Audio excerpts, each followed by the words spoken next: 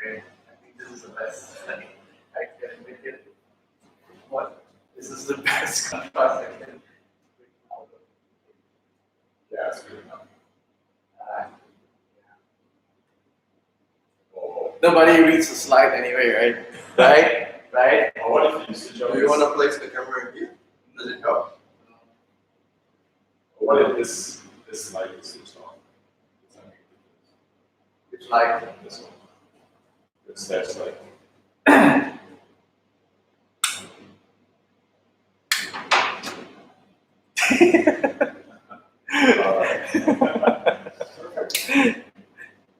So that not simply from the monitors.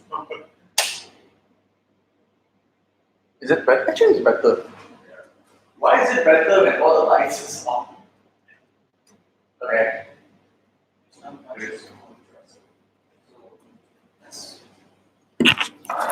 Test. You guys can hear, right? On the stream.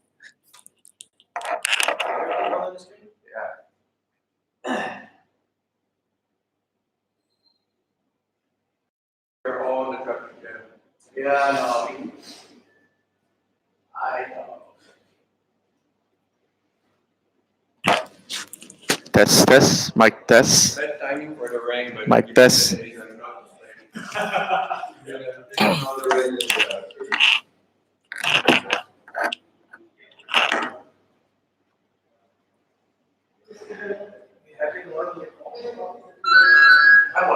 Hello. How are you, Jimmy? Good. Alright. Hi. Ready? Good. Hi. So this is mine. Yeah, feel free to grab coffee or drinks.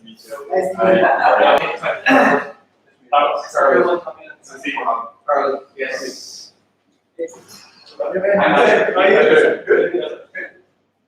Where's the shy? She would rather play badminton. Like first time in this office. Expected all of it to be going well. Why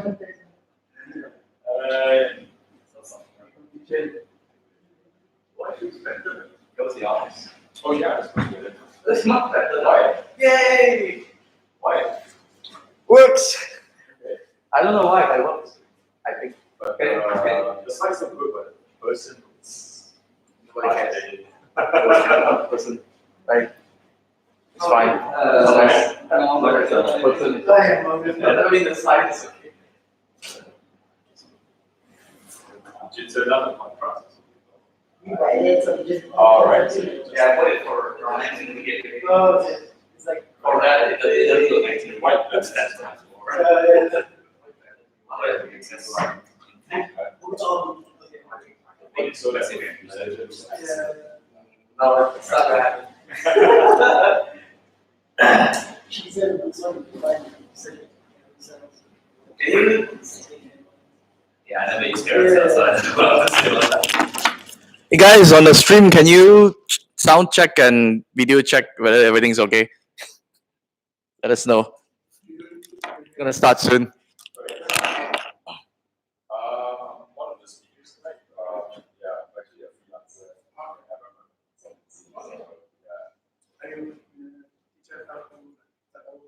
But, Oh, being how to become freelance software developer. yeah, but, you know, it doesn't even. Remember to comment as well on the stream.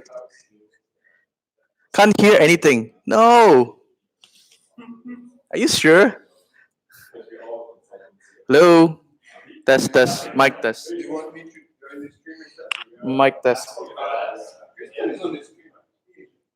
Can you hear? Why is he not helping? Chatting. Why are you not helping Kristen? Hello. Test, test. Mic test. Mic test. Is it okay? Okay, you guys hear? Yes? Here? Good? Louis, fix your speaker.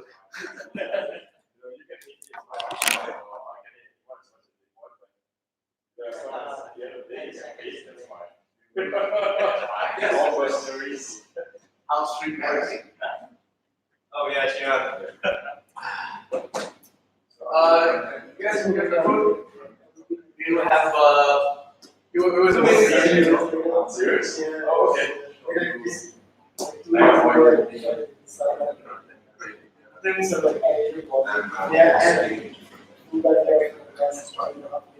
Okay. That's good, right? How you guys? Good. How do you find it? Co-working. Trying to make one thing. What? Usually, yeah. Thanks. Okay. That's very good. Yeah.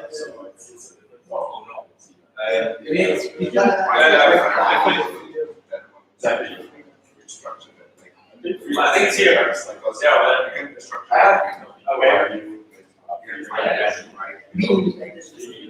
Yeah. Thank you. Dude, what happened if everyone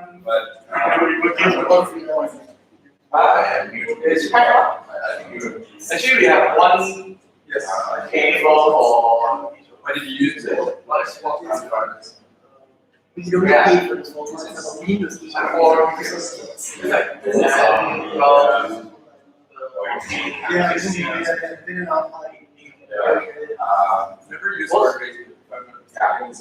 You use cable that's not around here. We have What they just see. what they go for it. We did mostly They put it in Asia,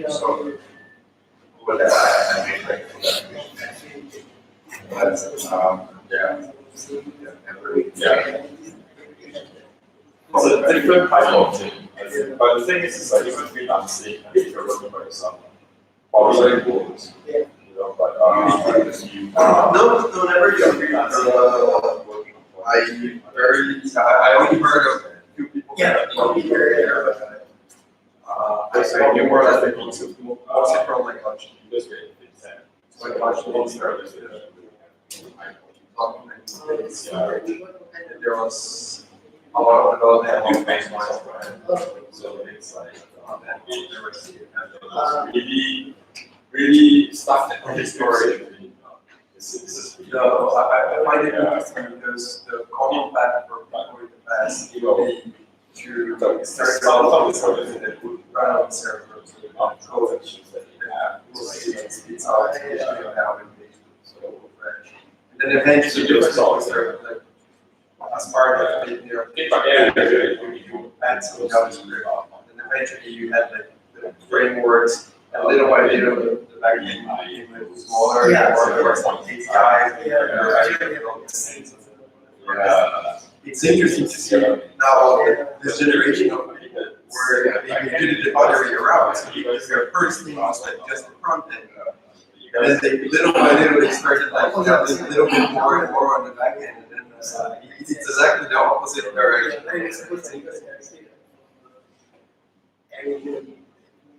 Okay, we are starting now.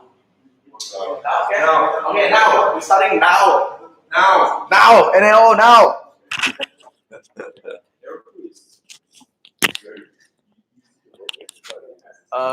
Yeah, I think either like anyone's coming, they'll be super late, or they're not coming at all because of the jam. So it's fine. It's fine. No, it's fine. Okay, let's start. Hello, guys. Welcome to Ruby Tuesday number 66. Give a big round of applause for making it here. Reach this. What? So, I finally remember to update the the image. Okay, so correct. Everything correct. So Did you make a new one? it's the same one. I just changed the number and the address. Which hello. Yes, this is a Ruby. Say hello. There's food there. But we're excited. So go ahead. Go ahead. Okay. So where were we? Yes. Please have some food. This event is proudly brought to you by Rapid River, which is this company, which is my company, for sponsoring the food and the venue. Thank you very much. And we are the KL Ruby Brigade. Password for Wi-Fi is this. Rapid River dash gas. Password is FUBA 2000 exclamation mark. So if you need password for Wi-Fi, you need Wi-Fi. This is how you get it. We are also on Facebook, as most of you guys know, in groups /KLXRB. Facebook is that thing that Mark Zuckerberg made. We are also on KL Ruby Brigade. Sorry, rubybrigade.my. But mostly we are on meetup.com now. I think most of you guys are SVP in meetup.com. So yes, we moved there, and I think it's a good decision. So yeah, if you have not joined the Ruby Malaysia meetup, go ahead and register and join our group. Stay tuned to our events. We have a GitHub account. That's all I'm going to say. We have a Slack channel group, and you can get yourself invited by going to rubybrigade.my/Slack_invite or bit.ly/RubyMySlack. And before I start, I'm Jimmy. And please remember to introduce yourself to your neighbors. And I forgot to bring the name tags again. So please tell your neighbor your name, know each other, and then hopefully, for me, I'm very bad at remembering names, so please tell me your name. Multiple times also can. I don't remember name tags. So at the end of this, there's a session called Ruby TAL, the way I learn. The floor is open to you guys. If you guys want to share something cool, some tips that you've learned throughout the month, you want to share, come up to the floor later. But now you can prepare. Okay? So, hiring shout out. Is there any people hiring want to give a shout out? Yes, I know. Yeah, this is yes.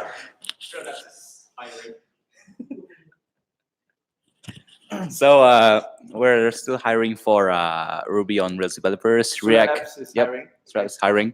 Also, we also have position for Node, from what I can remember correctly. Node?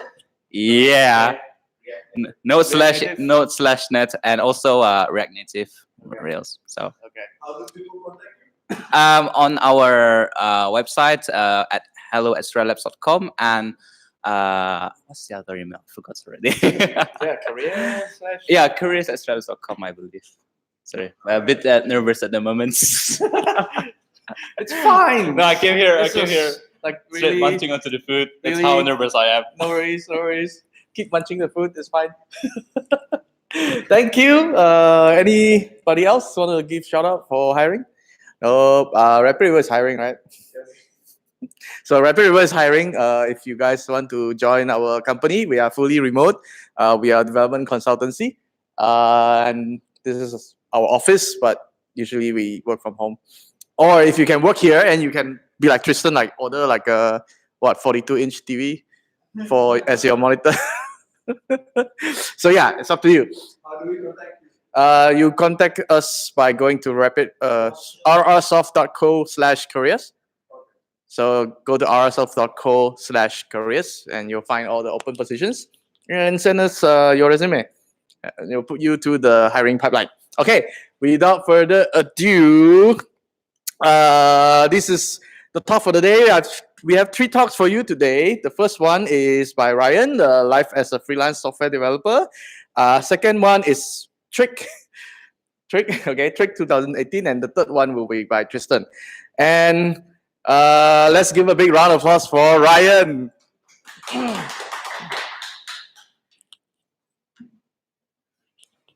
How? No slide? No slides. Yes. So Okay. This one you can put in your pocket or you want to put somewhere else. You can. okay. Yeah, but this one. So I'll try just and keep clip it to my under shirt. your chin. All right. Sound test.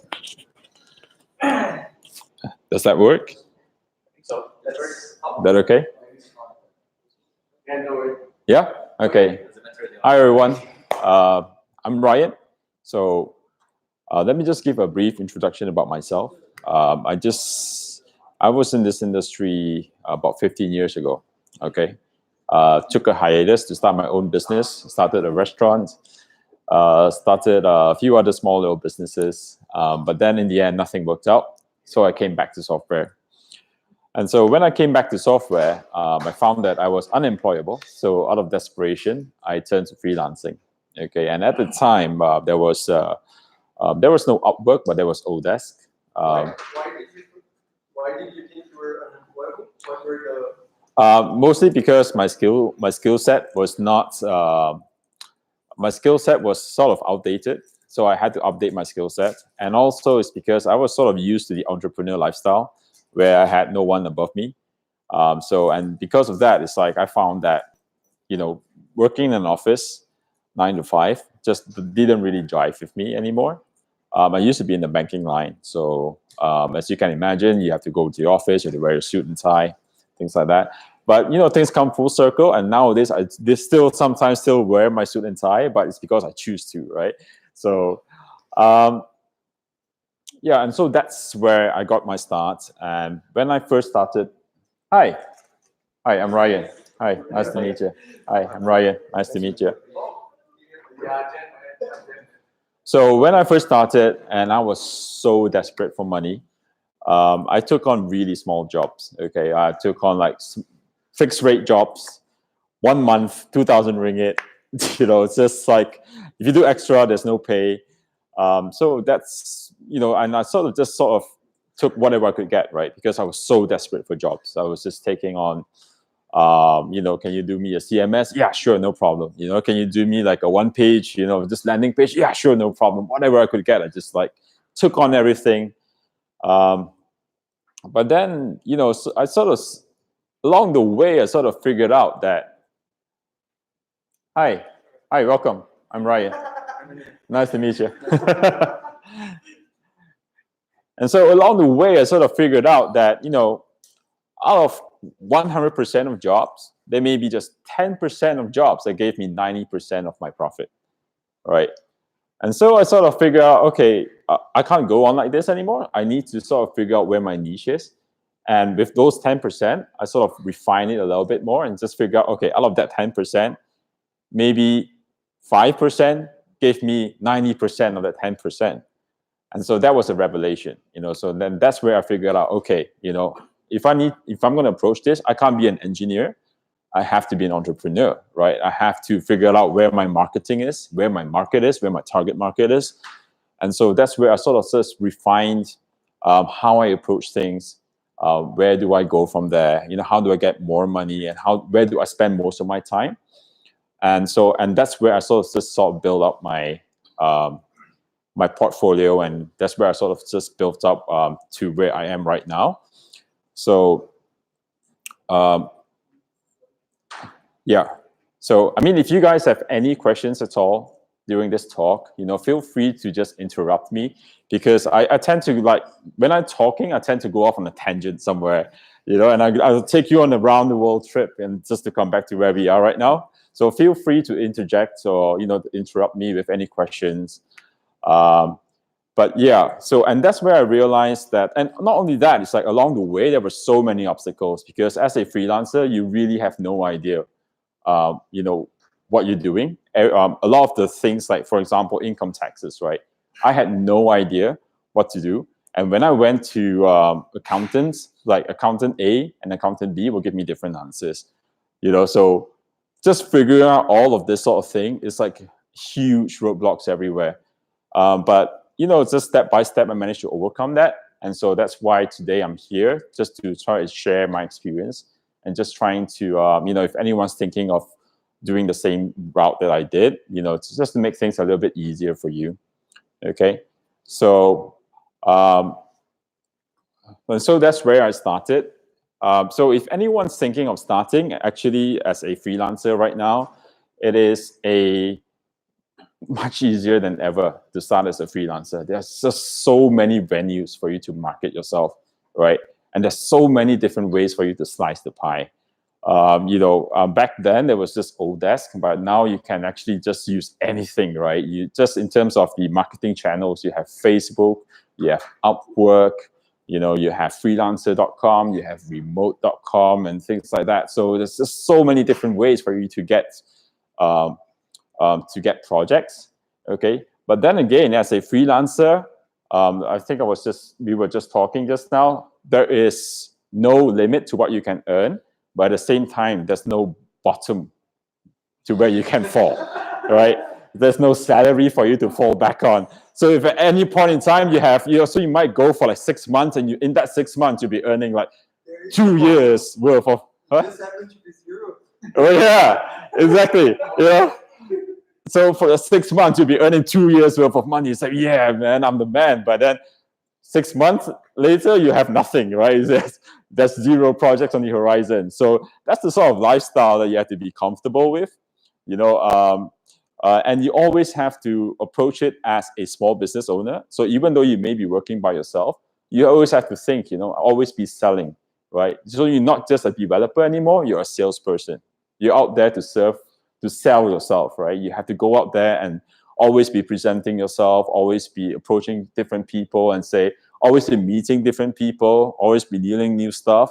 So it's that kind of lifestyle that appeals to to a certain character or a certain personality, right? It doesn't appeal to everyone, but for the people who can actually make it work and want to make it work, it can be a very lucrative career.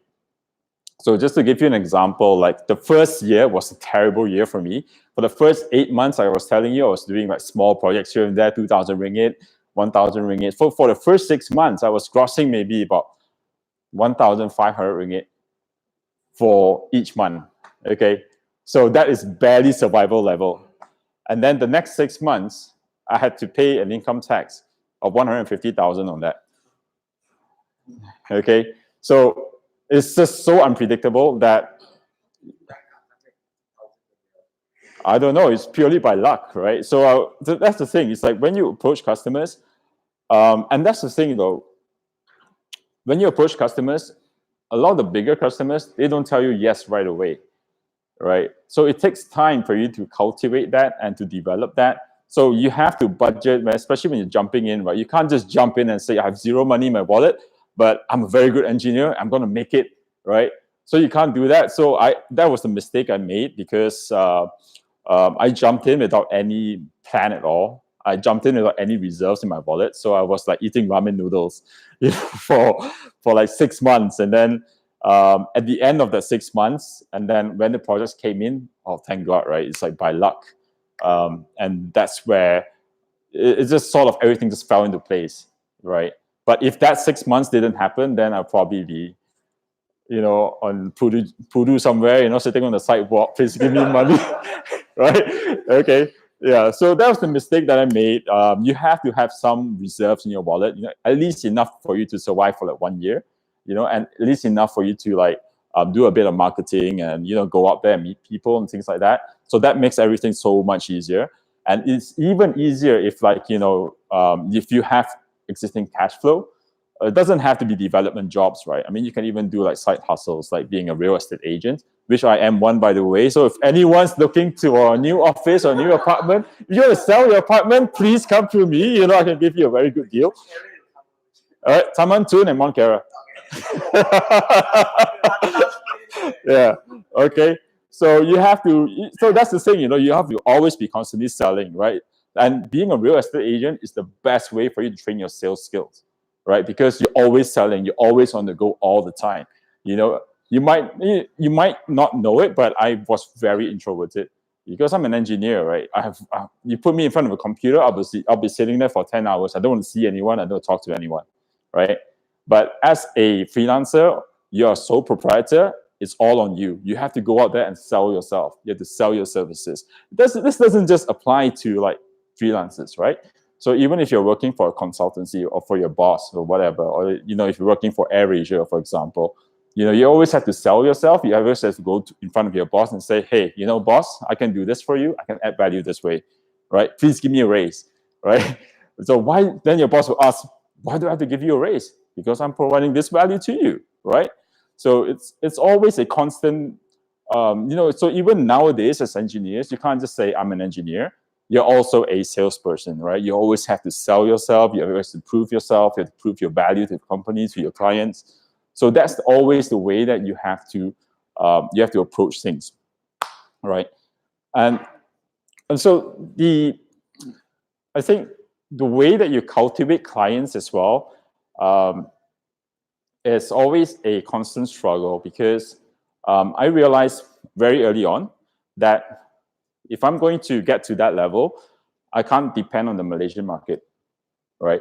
So so then the dilemma becomes, how do I get more international clients, right? How do I get money from the outside? Because if you look at it this way, right? Malaysia, what is our total GDP? Can anyone give me the answer? What's the total GDP, for Malaysia? gross domestic product. What? 60 billion. USD? Almost there. Okay. So I think we are at 90 billion. So 350 something, yeah. So 90 billion USD, right? Yeah, that sounds about right. No, sorry. 350 billion. So 1.2 billion Malaysian ringgit. So 350 billion USD, okay? But then again, when you're talking about web development and software and all that, you're not talking about the whole of Malaysia, because what are they going to do with our software in Kuantan or Kelantan, right?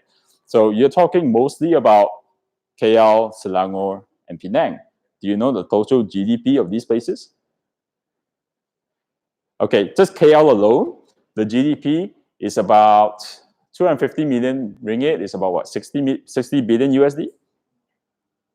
Do you know the GDP of Dallas, Texas, one city in the US? Twice. What? Twice.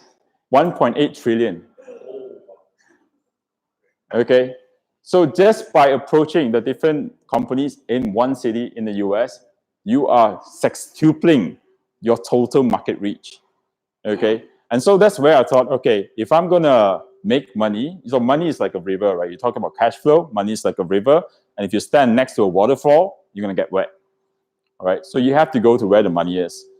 So then the problem becomes, how do I reach that market? Because I'm one person right here, right? How do I put myself in front of clients over there and get them to pay me, right? And so that's where marketing comes in. That's where branding and marketing. So back then I was taking all different types of jobs. I was a web developer, so I was, CMS, yeah, I can do that. Landing page, yeah, I can do that, but at the end of the day, if you're going to go for the high paying jobs, you have to brand yourself. You have to make a name that, so that, if you want a CMS, no, man, it's not below me, but that's not in my lane, right? That's not what I specialize in. So if you want a payment system or mortgage system, okay, so where you're dealing with big numbers and you need to make sure that every single cent is accounted for and you don't have any floating points, errors and things like that, come to me. I'm your man, right? So that's where I started branding myself. I actually built one of the first payroll systems, cloud payroll systems from Malaysia. It's called Workabee.com. It's now defunct. I've actually, just last week, I pulled the plug. I've taken down all the servers and everything because it wasn't growing, but it served its purpose. Because when I went for my first clients, I say, hey, I've built this entire payroll software for the whole country, with all the different, because believe it or not, our taxation system is actually based on their taxation system. Okay, so it's all very similar. Both countries use the progressive taxation system. So I've proven myself, use this, tell me what can I build for you? What can I do for you? Right? So I use that as my calling card. Okay, if you go to Workabee.com right now, you will see an expired SSL cert notification. But yeah, but if you use like waybackmachine.com, you'll be able to see probably how it looked like and how it functioned. So and so that was my calling card, you know. So I rang up all these different agencies in the US, and I said, hey, you know, I built payroll systems. You know, I'm a fintech engineer, right? So if you're looking for someone who can help you to build your next fintech product, you know, please let me know. I'll be more than happy to do it. In fact, I can give you the prototype within a week. Okay, all by my lonesome, because I know what to do, right? And so that Workabee.com was actually a payroll software, but the way that I actually engineered and packaged it was like, it's easy for a small business to scale up to the different countries in Southeast Asia, okay? And it's no different between doing that and actually scaling up from Texas to other states. Because in the US, every single state has its own different taxation system.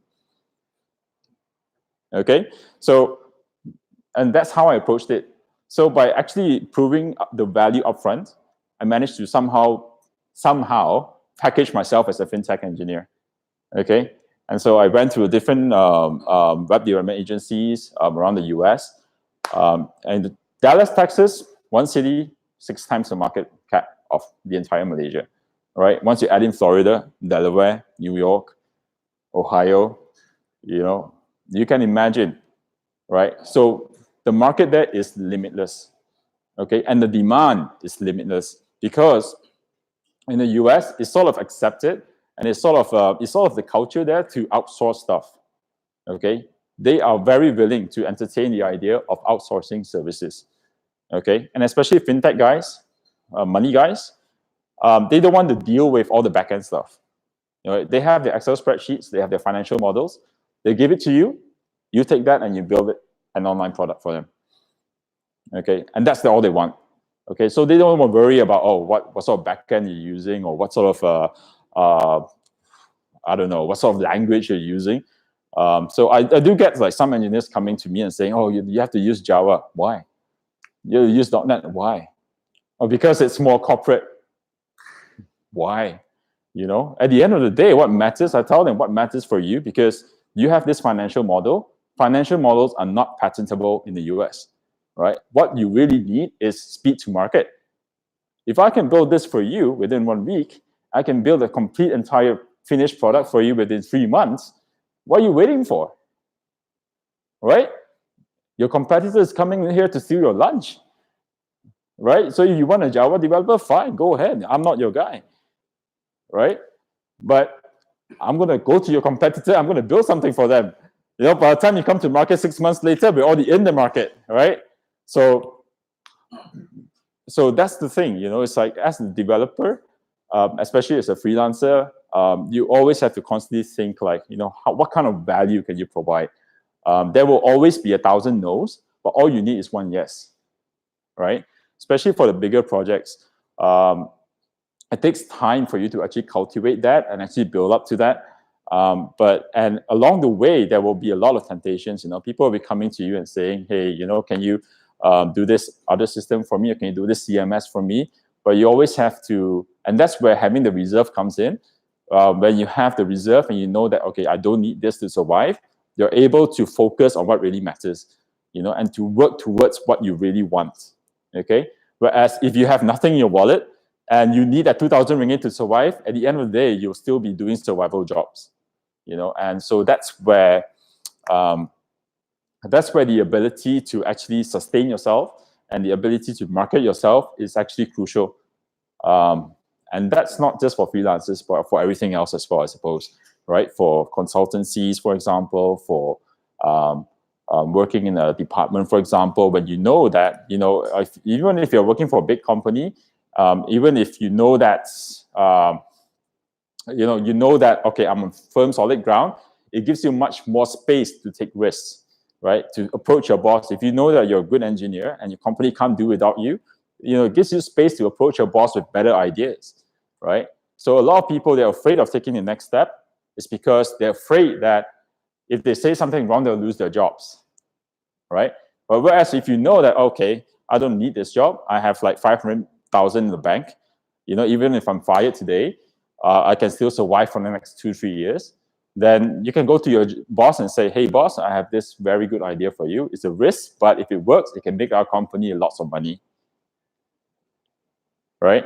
So having the background, having the foundation, it allows you to take much more risks.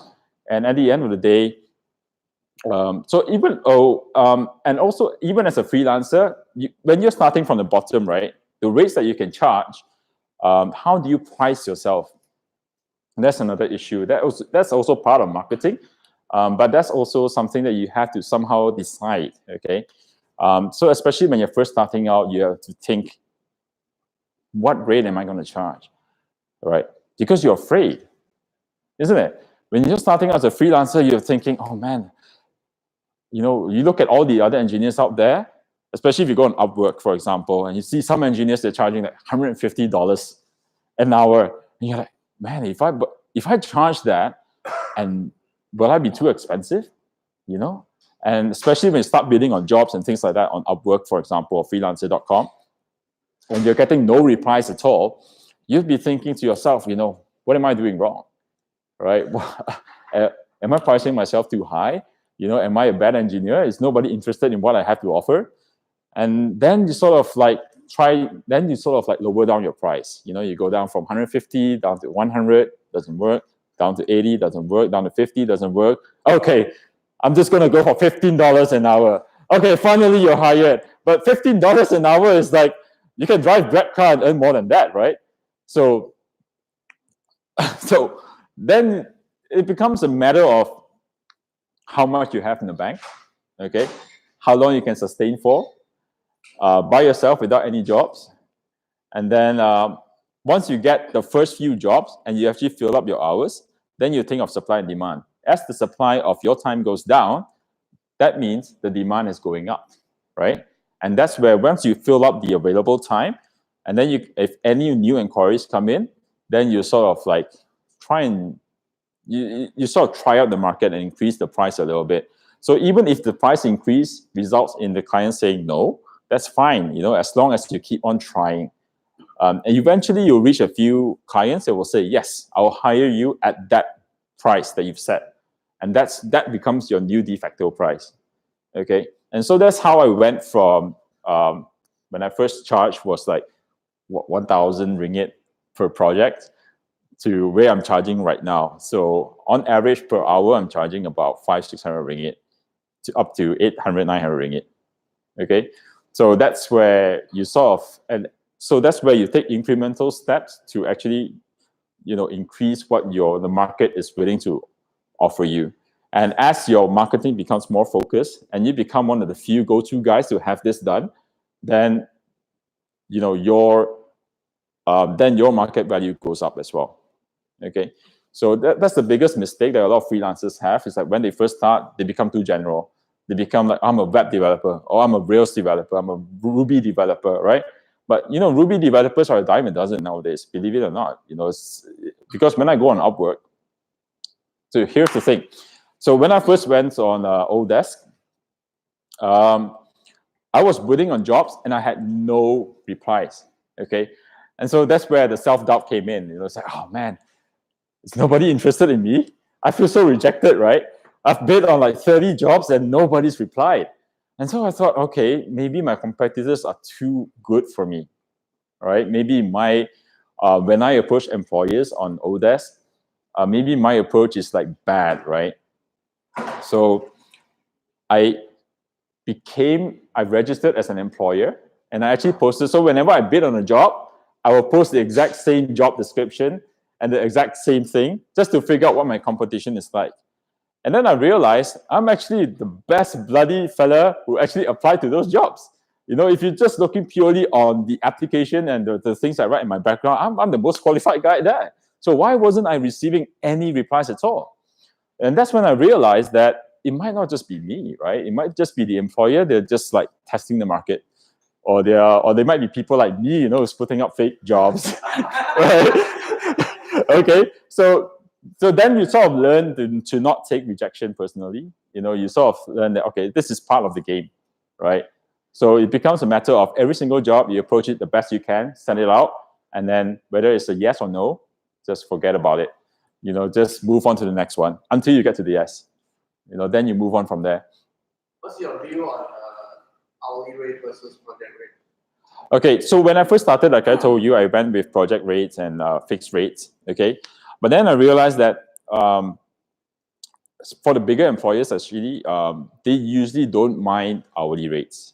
Okay, it's usually the startups who have limited budget. Okay, who will say, "Oh, I prefer a fixed rate." But usually those projects with fixed rates, unless those fixed rates are in the millions, that's fine. You know, but if the fixed rates are like, say, 10,000, 15,000 ringgit, it's just not worth your time because software is never finished. There will come a point in time where you've delivered what you think is appropriate for this amount of money, but then they'll come back to you and say, hey, you know, this is not finished. You know, and then how do you respond, right? You have to support that product. You know, so then you have to negotiate an hourly rate at the end of the day. So usually what I tell my clients is that, you know, we work on hourly. If it takes us less time, fine. You know, if it takes more time, then you have to be prepared for that. You know, so we know where your budget lies. So tell us what you need, right? We'll get it done for you. So at the end of the day, once the employers actually, once the clients actually accept that, usually for the bigger clients, especially the funded companies, like the companies that we work with, they have like 100 million USD, you know, so it's like few thousand here and there is not an issue, right? But, you know, so that's where also you need to qualify your clients, especially when you work with startups. Startups are a risky business because startups, you know, a lot of things can go wrong. You know, so that's why I went from working with startups mostly to now working with funded startups or big corporations, because that's where the money is, and that's where they are better paid masters as well. So it's you know, it's a way of filtering out what the good jobs are and what the bad jobs are. But of course, when you're first starting out, you have to take what comes your way, you know, because you need to survive. But you know, once you reach a point where you can select, then you really need to narrow down your target market and focus on the ones that give you 90% of your money. Do you use like a agile method to manage your client and your project?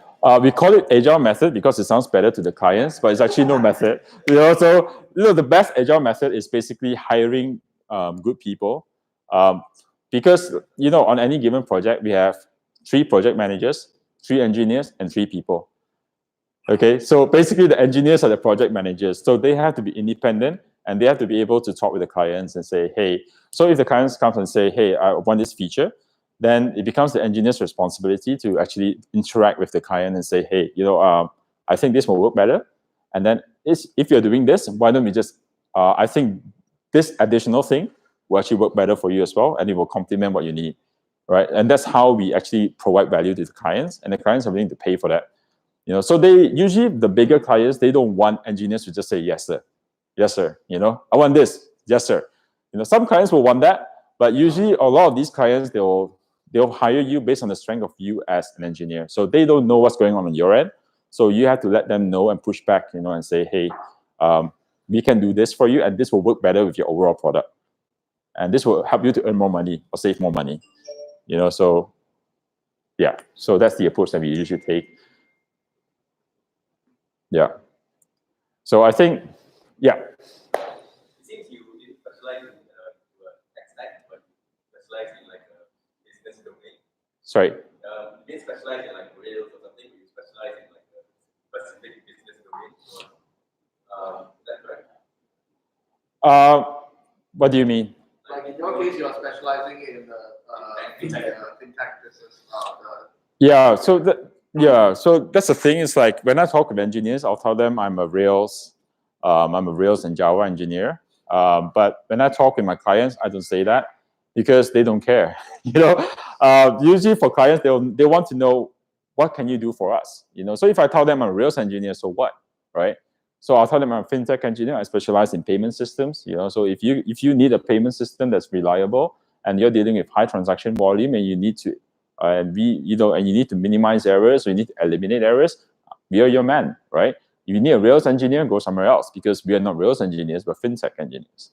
You know, so that's where that's where branding and marketing comes in. Yeah. Okay. How about charge them like the first meeting or like the first meeting of free or something? No, I always believe in doing free work upfront because we have to provide value upfront, right? And especially for the bigger clients, it's worth it because even if you don't end up working with them right now, you might end up working with them at a later date. So I always believe in providing value upfront. For some professions or some people, they believe that, oh, I need to collect money upfront, right? But I'm at the stage where I have enough cash in the bank to cash flow it out. And so I say, okay, yeah, if you need this done, okay, fine. Let me give the prototype to you upfront, free. Okay, you tell me if this works for you, right? And so that's a differentiator between us and a lot of other consultants or freelancers and things like that. Because a lot of freelancers like show me the money before I give you anything.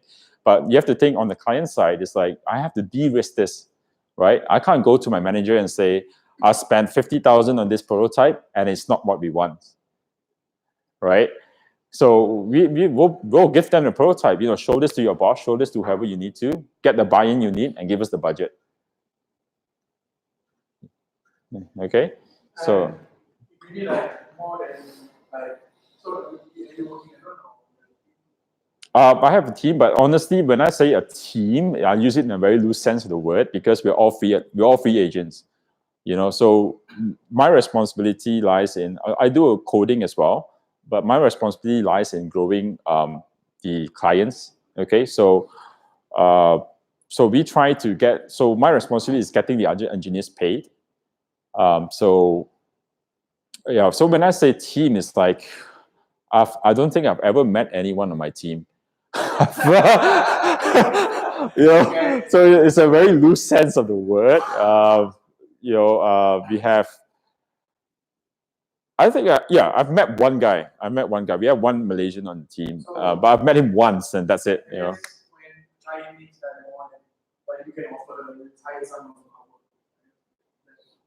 Sorry? Like if a client needs something that more than you do, so you could hire someone in Upwork. We don't use Upwork because Upwork is, I think it's not worth it for freelancers. And that's another thing also because like, where do you put yourself, right? So if you put yourself on Upwork, they take 20% of whatever the employer is paying you. And on top of that, you have to pay your own you have to pay your own income taxes as well. So then it becomes like, do you jack up your price by 40% to get the, so a lot of freelancers, they don't see that. What they do is that they think, oh, after Upwork takes 20%, that's all mine. But it's not true because the government will take a big chunk of that as well.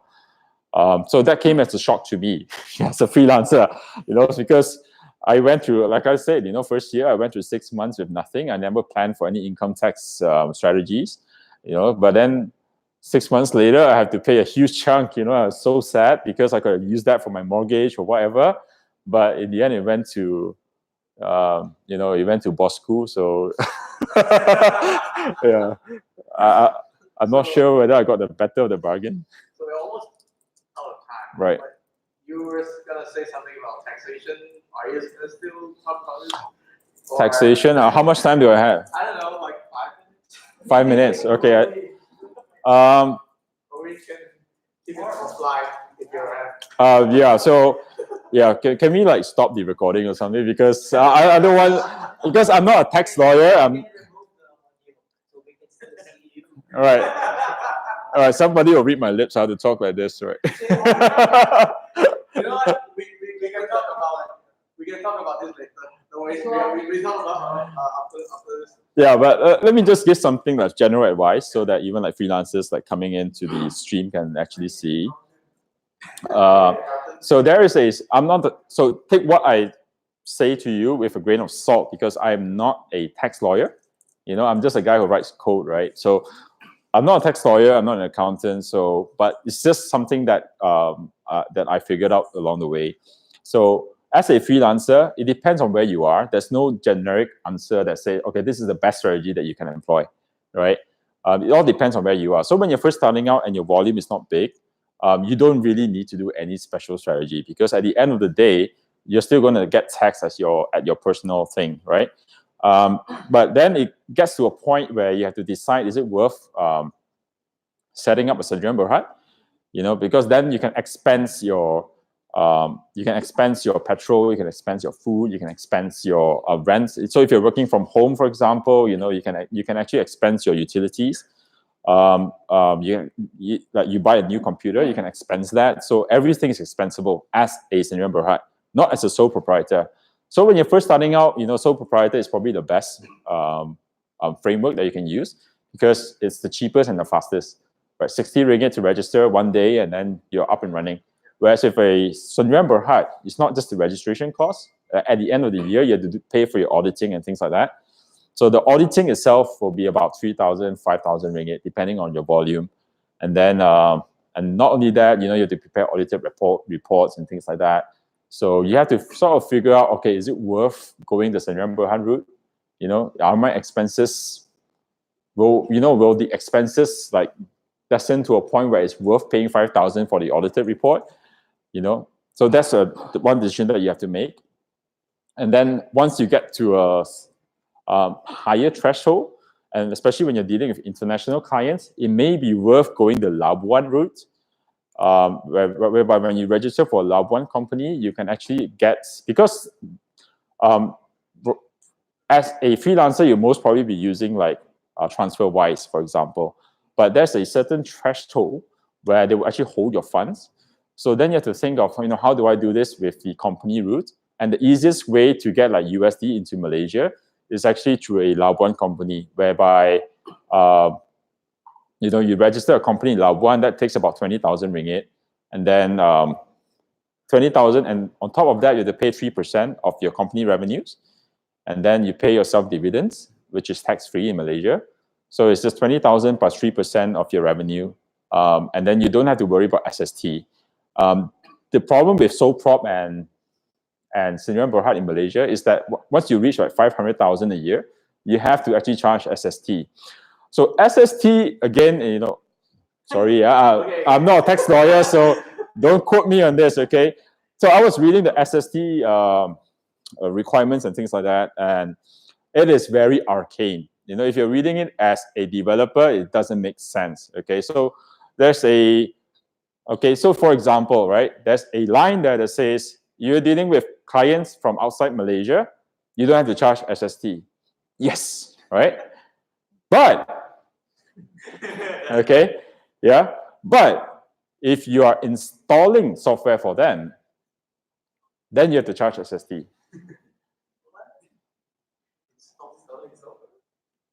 Doesn't make sense, right? So, yeah, so if you're on Heroku and you're installing like SendGrid, for example, does that count as installing software?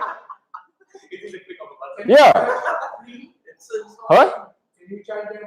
I don't know. That's the thing. I have no idea, right? And then not only that, what else? Okay, if you're installing hardware, it's no SST. Yes, right?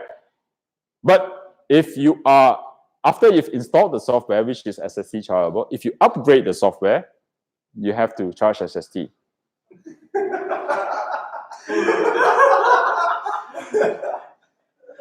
WTF, right? What are you talking about? It's like, have you consulted any developers at all, when you're drafting this?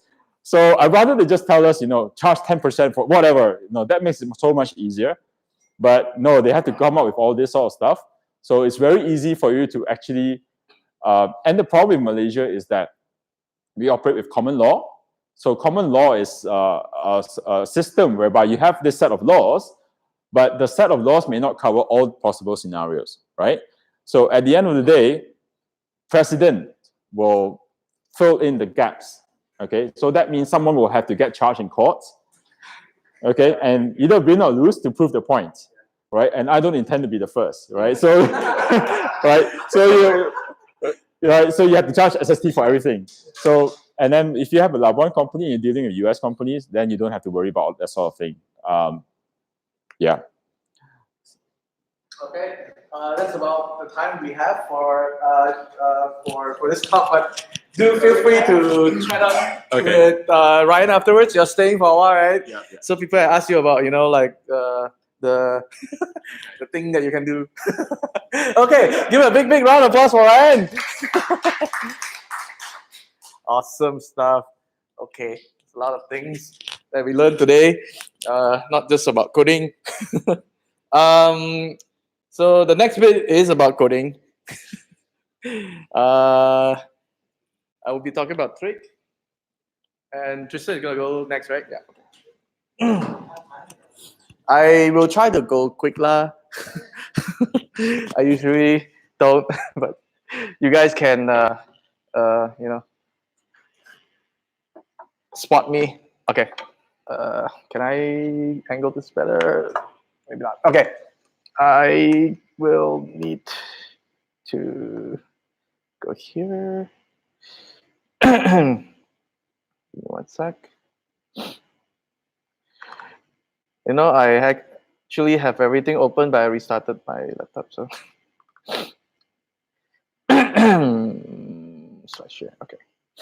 So I'm going to talk about trick, and I'm not using my own slides. I'm using Mame-san's slide, or actually, his name is what is his name again? Yosuke, I think. Yeah. What license this is under? Oh, copyrighted. Okay. I can still use, right? Okay, never mind. What is trick? Have you guys heard of trick? So trick is coding contest held in Ruby Kaigi.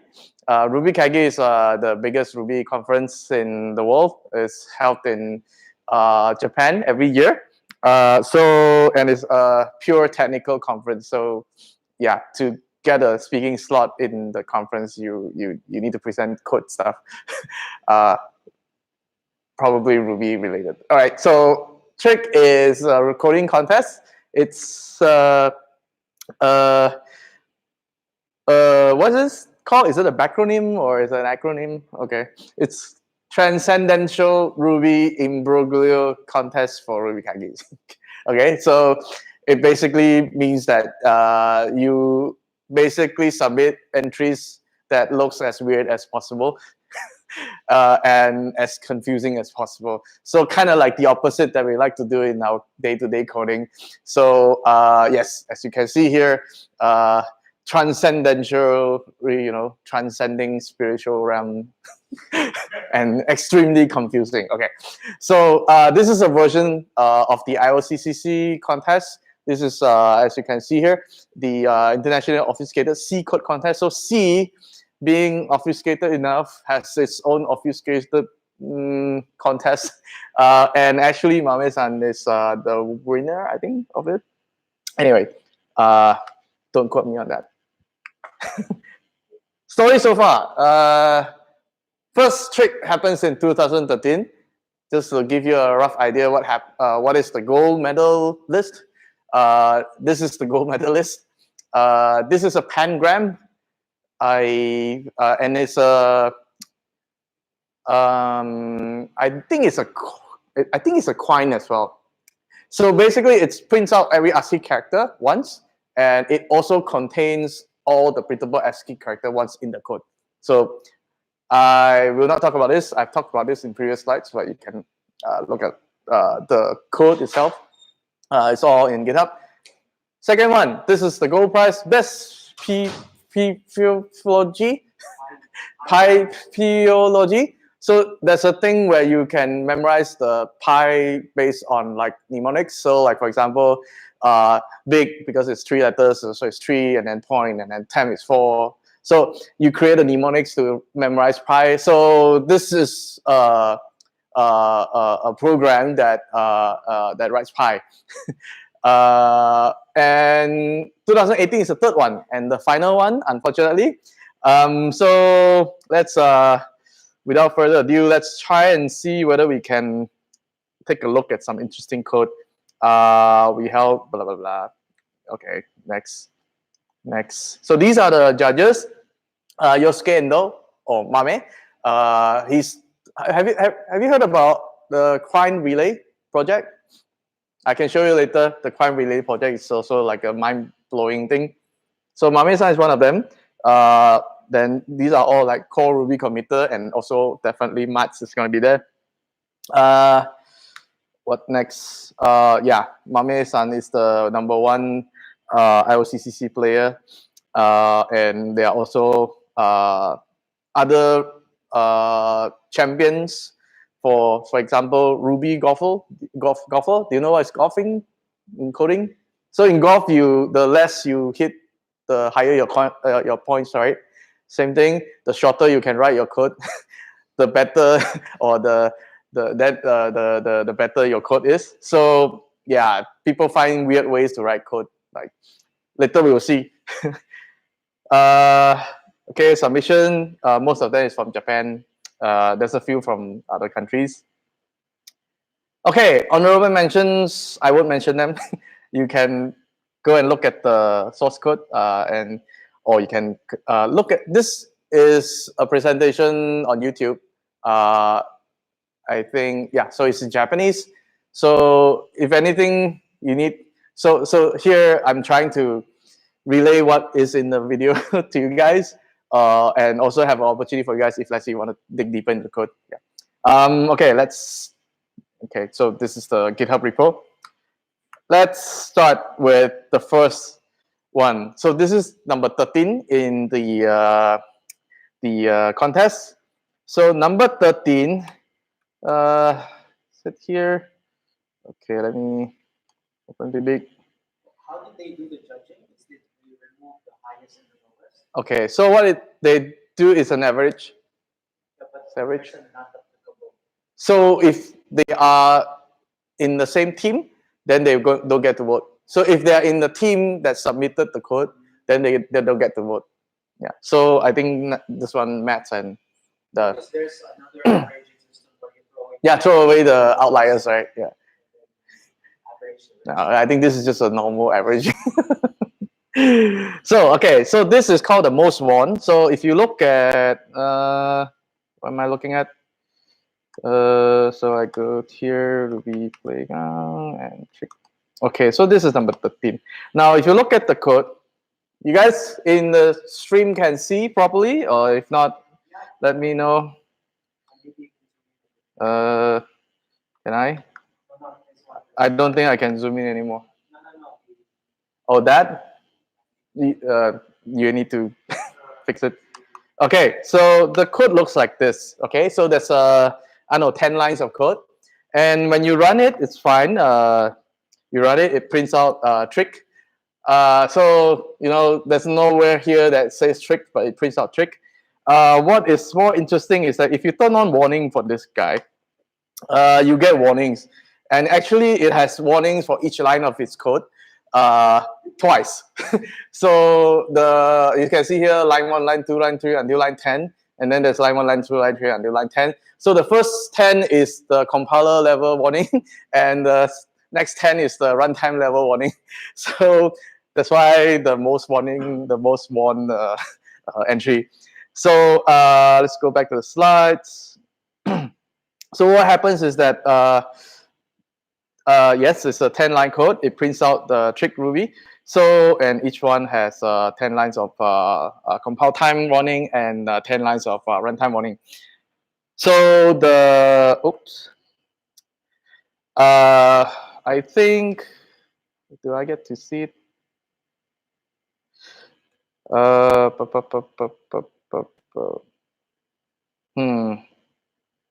Okay, I forgot how this thing works. But I think it has something to do with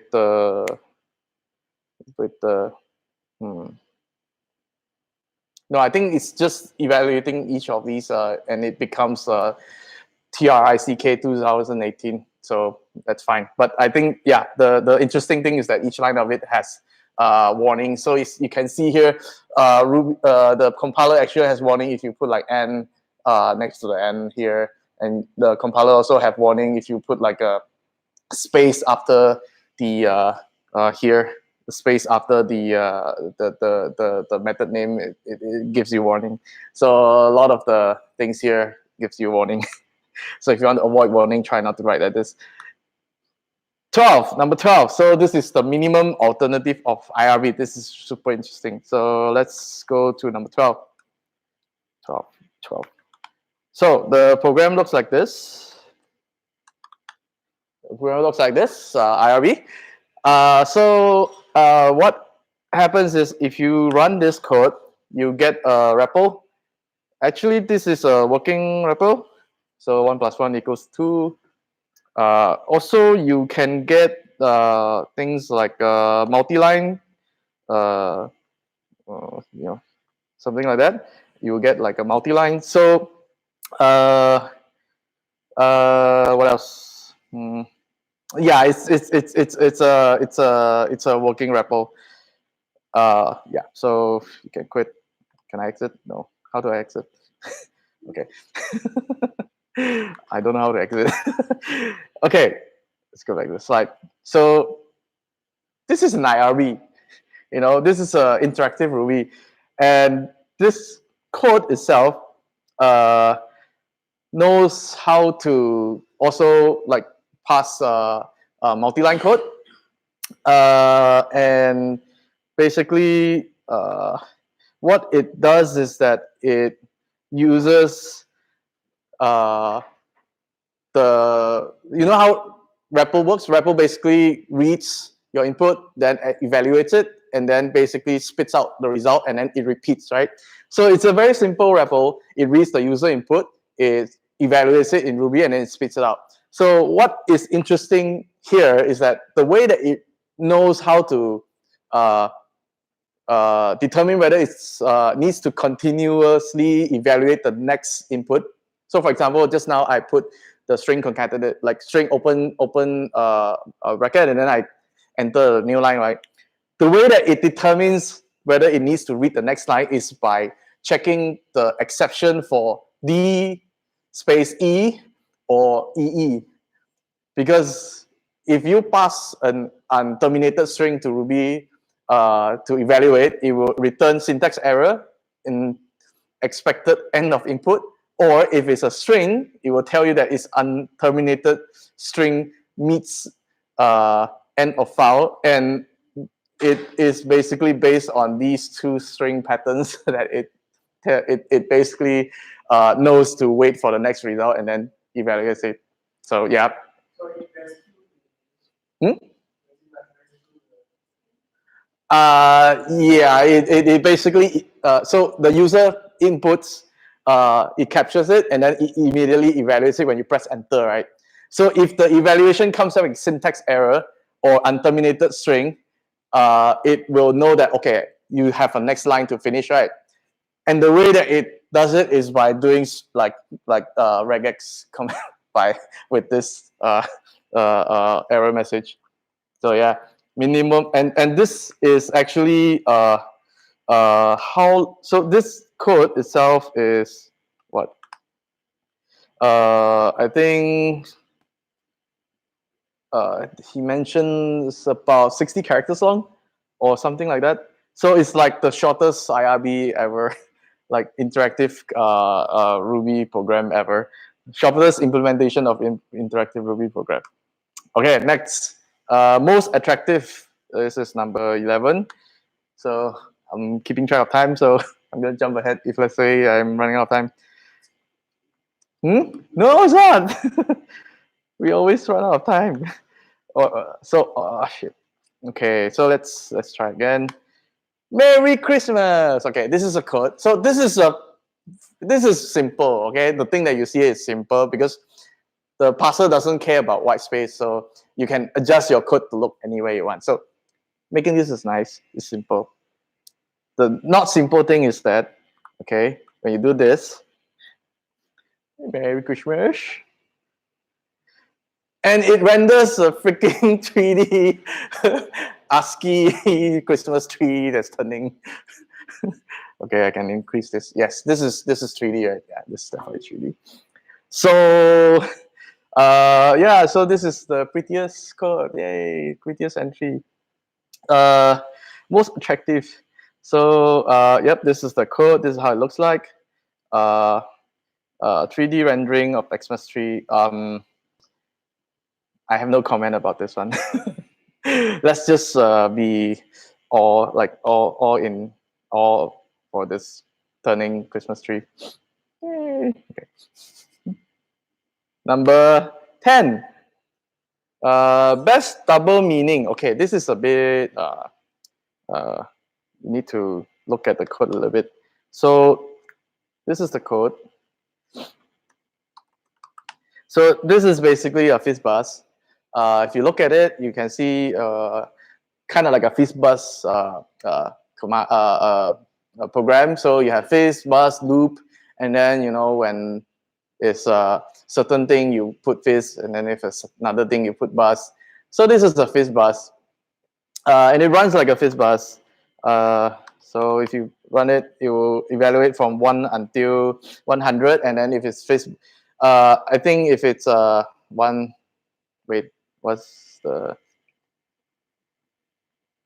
if it's 3, 5, multiples of 3, multiples of 5, it will print FIS, or in this case it's Ruby, and then bus is strict. Now, what is double meaning about this is actually this code is filled with invisible stuff. So if you look at the entry, this is actually a whole bunch of zero width spaces. And what happens is that this becomes the name of the method. So what you see here in, say, for example, if you do this, right? So this, so if you look at this, it reads like def, you are defining FIS underscore loop, and then the parameters n equals 100, right? Actually, the code that ran is that you're defining a function called 200b, 200b. This is the name of the method, and then this is the params. So in a way, what you see is not what you think you see, and the way that it returns stuff, these are all like method names. So what you see is actually what is not evaluated. But what is interesting is even though it evaluates like this, if you remove all the if you remove I think so if you remove all the characters and you run it, it will still run as a FIS bus. Okay, so it's kind of like two programs in one program. Okay, so it is the 10th and Maths Award. I don't know. Because the 3D tree, I think Maths gave it a 3. This one? You mean? The previous one, 3. Oh, why? Yeah. Yeah, because it doesn't surprise him that much, ma. You need to surprise Maths. Although Maths score has the same weight as all the others. Yeah, because he's like mind blown when he looked at the code, like what is going on? Like he's actually, the name of the method is a zero with Unicode. So yes, Ruby and Unicode has a very, very interesting way. So yeah, you can see here, this explains how it was. So there's two types of thing there. Unicode there, there's a no break space and a zero width space. Basically, those are all like valid names for variables and for methods. So here you can see here, for example, you see this in the code, but it's actually calling freeze on the method. So okay, this is Matt's comment. I don't know how to read. Okay, 9th.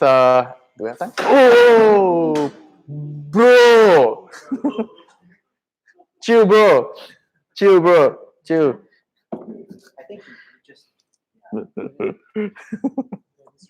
Yes, everything is dead.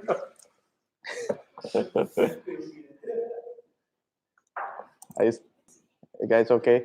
Want to see what you're seeing? Yeah, I just need to check whether the audio and everything is still fine.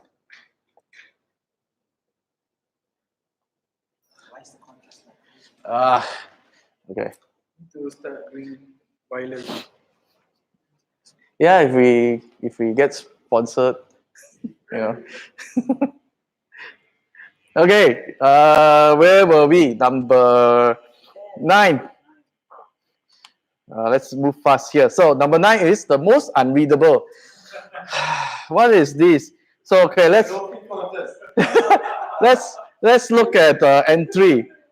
Okay, cool. It's a so there's a two lines of code here, and there's a whole bunch of Japanese words.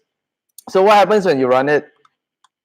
It returns the same bloody thing. Okay, so it reads the same and it runs the same. So this is what we call a quine.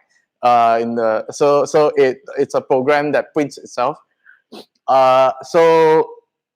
And what happens is so it's a quine.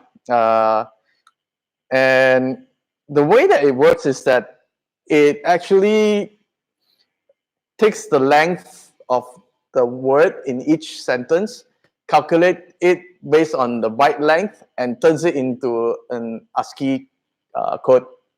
So in this case, like for example, this is the first line of the code. It has 36 byte length, and that's the $ in ASCII code.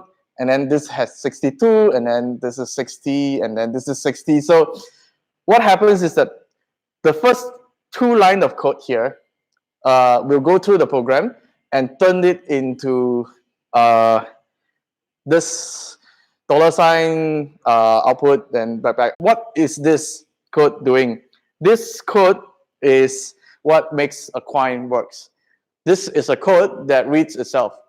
Okay, so if you don't believe me, if you if you don't believe me, this is my quine. So this is a quine. So this is the thing that we saw just now, and then this is just a sentence. And if I run it, it will basically spit the same thing back out, because basically what it does is that it tells the output. This is standard out, and you're reading the first param, which is test.rb. So you're spitting standard out into, the code back into standard out. So that's why it prints itself. Two. My score is 2. Math score is 2. No, my score is 2. Oh, my. Fine. Okay. So yeah, this is the magic. But I think this is implemented in various different ways, lah. But this is the most simple way to do a quine. This is number 8. So let's go number 8. What is number 8? So number 8 is called the best compiler. Okay. What does it look like? Oh no, this is not big enough. What is this? Okay, so it's a dot. So it's dot. So what does it do? Okay, let's run it. I'm doing Ruby N3. It spits back the same dot. Okay, so this is dot. Spits back the same dot. But actually, this is a brainfuck transpiler. Have you guys heard of brainfuck? Yes. So in this case, okay. So this is a sample brainfuck code. Am I supposed to say fuck? So this is brainfuck. Okay. So brainfuck is I don't know. There's a word for these kind of weird languages. It's kind of called off-skew code or something. Yeah, but basically this means something. And if you run brainfuck on it, you can you evaluate. You evaluate into Trick 2018. Okay. So what happens if you run the n3.rb on the brainfuck? All right, sample. Input. So if you do this, let me do it again. If I do this, it prints out the brainfuck code in like super huge. Okay. Not only this. If you save it, say for example, and you can actually run it like that. Sorry. So I just saved the output of just now, the whole thing, into out.rb. Actually, I don't need to. I can just pipe it and I can run Ruby on it. And it will evaluate the brainfuck code as well. So it's like a brainfuck magnifier plus transpiler. What else? Works as an original brainfuck code. The Ruby code shapes like the original brainfuck code. The Ruby code works as a compiler if a file is given. So that's why when I give it a file, it compiles it into executable brainfuck code that I can execute in Ruby. Yay. Today I learned brainfuck. Number 7. Okay, we got time. We don't have time, so let's move fast. Should I skip? So number 7 is most composable. Fine. What does it look like? It's one of these things again. Okay, how does it look like? It's just a square thing. What happens if I run it? Nothing happens. Nothing happens. Nothing happens. Okay, so let's look at the thing. So this is the code. Oh, I'm supposed to run it with something. So this is what is called the Game of Life simulator. So what it does is that the code receives like a configuration. So you can actually set up a Game of Life cell grid.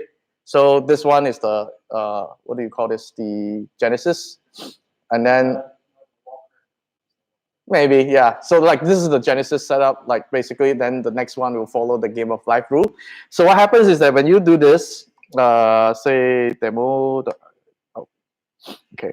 So what I'm gonna do is I'm gonna run it on a demo. So the entry.rb creates a file that does this.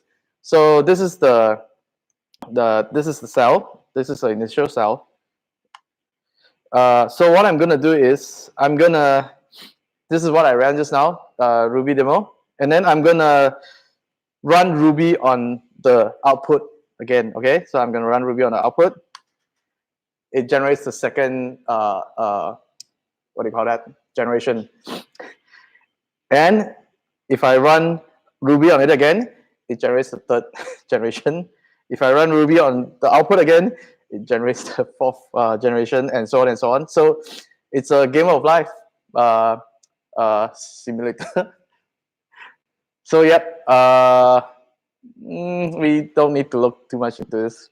You can look at the code and figure out how it determines the XY coordinate.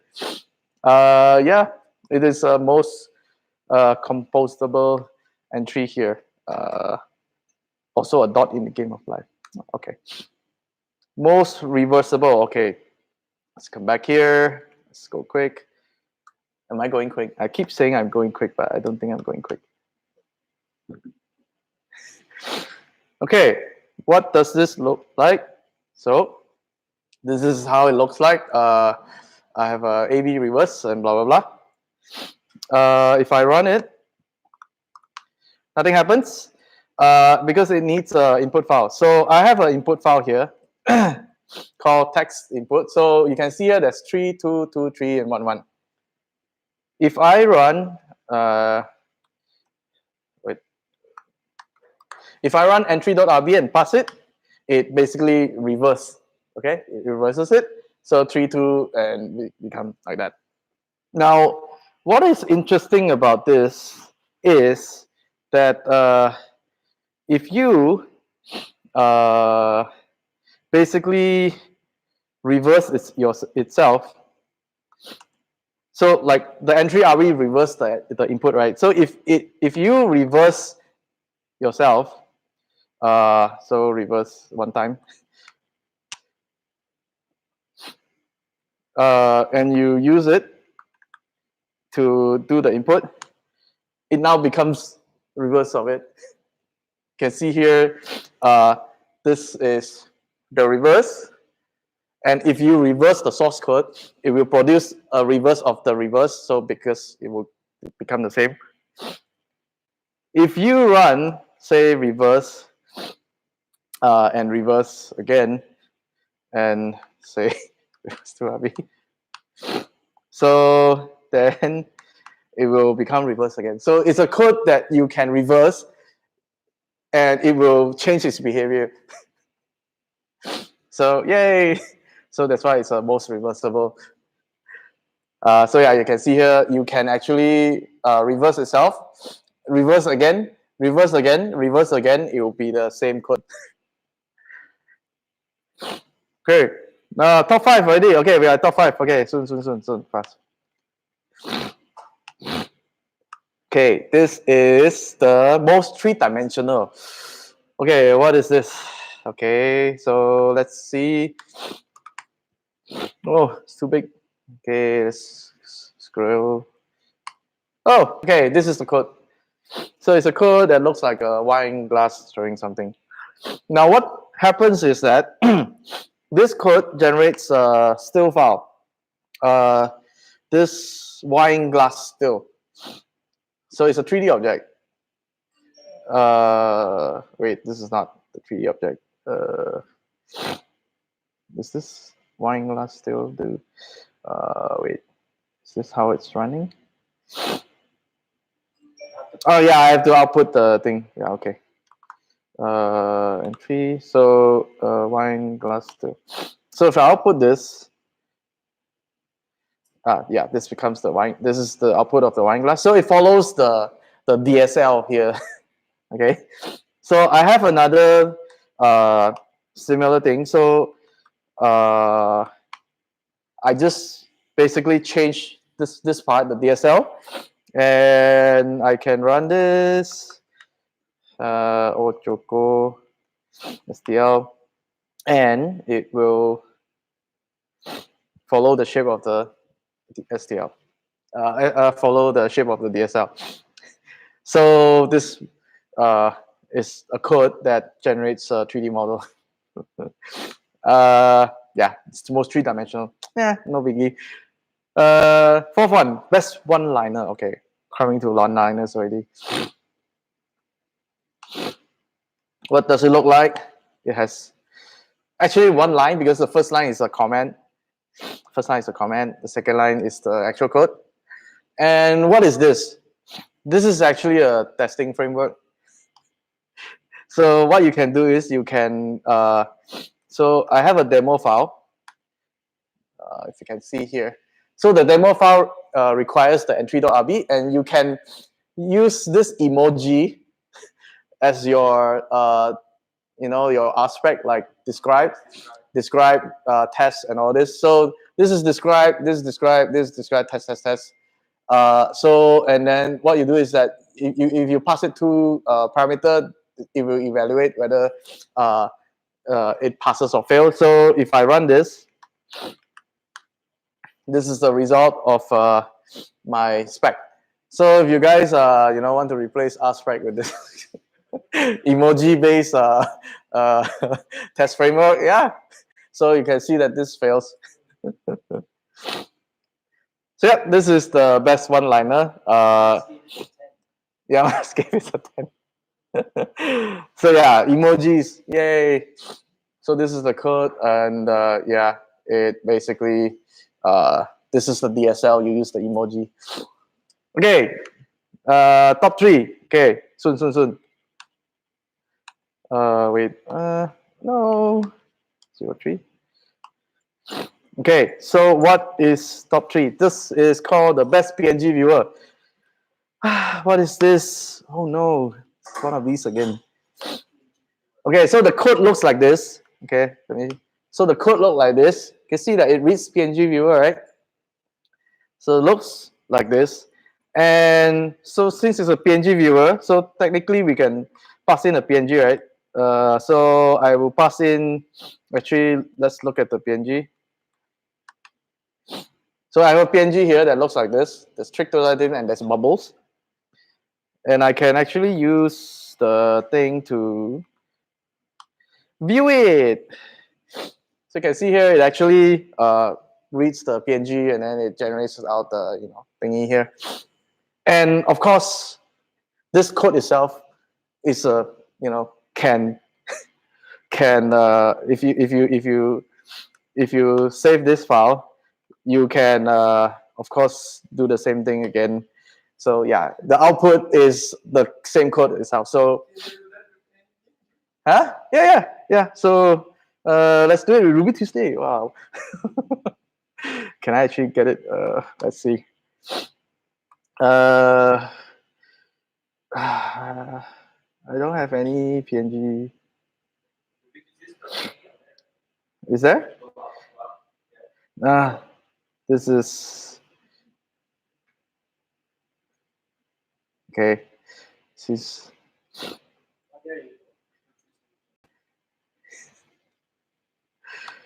okay. Ruby Tuesday PNG.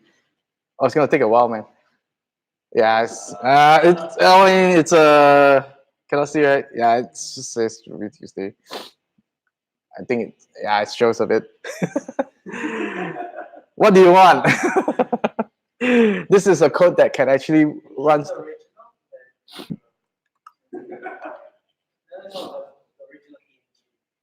Which one, the trick or Ruby Tuesday? This one. Yeah, it kind of captures the Ruby Tuesday. So close enough. Close enough. Okay, so next we have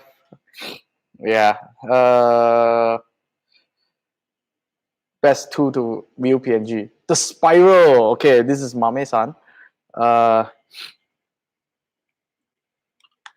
Okay, so again, let's look at the code.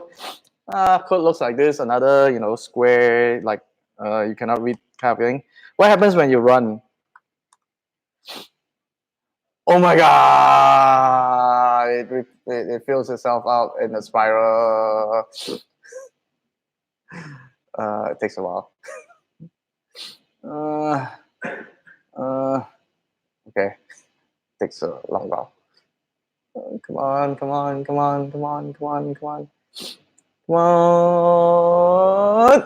Okay.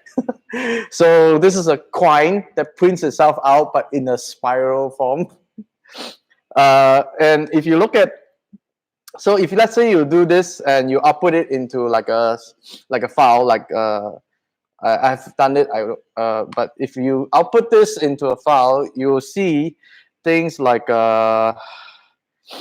these. These are like control characters. So basically, it prints line break, and then it goes back out like backspace, out, and then it does to do all the thing again. Now, of course, this is a coin, and a coin is not a coin unless you can run the output, right? So if you run the output again, it will also run again. So, but bear in mind that the output is outputted in this sequence. Yeah, so it's outputted in this sequence, not like in this sequence in the original entry.rb. So the output that runs in this sequence works the same way as the output that is, evaluated in like in this sequence. Do you get what I mean? No? Yes? Do you get what I mean? So like if you evaluate this original code, so the thing goes like this, right? The thing goes like this.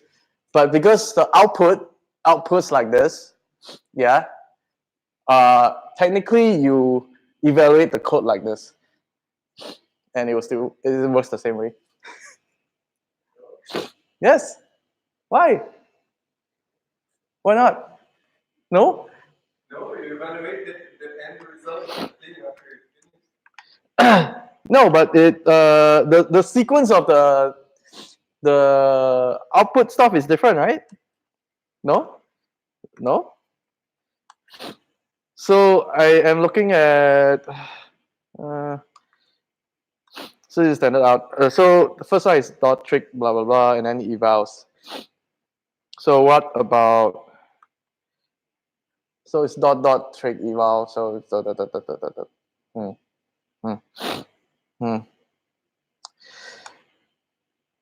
Okay, I don't understand.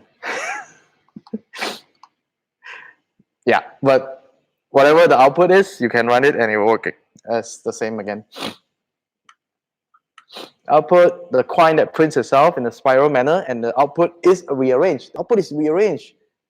What are you talking? So the output is a rearranged version of the original file, and it still works the same way. Okay. Okay, gold price. Okay, finally. Okay, finally gold price. It's called what is it called? Most reserved. So the code looks like this. What is this? These are all the reserved keywords in Ruby. So if you go to RubyLang specs lexical, you'll find all this code. And this is a code that is written all using reserved keywords. So alias begin for unless blah blah blah blah and end. This is actually a working Ruby program. And this is the most reserved. This is a program that consists only of reserved words. And there's a few tricks to it. Like for example, you cannot put like retry outside of rescue. You have to put break next do inside a loop. You cannot return like if like that. So what he does is that he has a few ways to override this one. Like for example, you can actually alias a keyword. You can actually alias keyword. Def, you can also take keywords. Or an AND can be used to avoid the return. So instead of if return, you can do if false or return, and we'll evaluate. Yep, that's it. I hope you enjoy this. There's a no, it's a working Ruby program. It's a working Ruby program that is built out of not worth the first prize. I think it's really hard to do this. I mean, how can you write like a program out of reserved keywords? But this is a functional program. This is a working program. No, functional has no side effects. This is not like a gibberish. It's a evaluatable. What is useful? So, what is the Christmas tree useful? Output that was executable. This one outputs nothing. Yeah, this one is a working Ruby code. So, Working. so there's a few challenges here. The author mentioned there's like 4 aliases and 2 ends. So his challenge is that I think he said that he managed to do it with just 1. So he challenges people to improve this by using only 1 of the keywords each, or reducing it. I don't know. I might have heard wrongly. But yeah, there are also some honorable mentions. You can go and look it up. It's all in the GitHub repo. That's it. That's trick. And the last trick, that's for RubyKaigi. I don't know. They decided to have it just 3 times. I don't know why. Okay, that's my presentation. All the codes are there. Go to GitHub trick. You can find all the previous trick submissions there as well. Okay, thanks. Hey. I don't know. Is yours very fast? No. Can you make it fast? Can you make it a discussion? No, you can make it a discussion. Okay, let's make it a short discussion. Okay.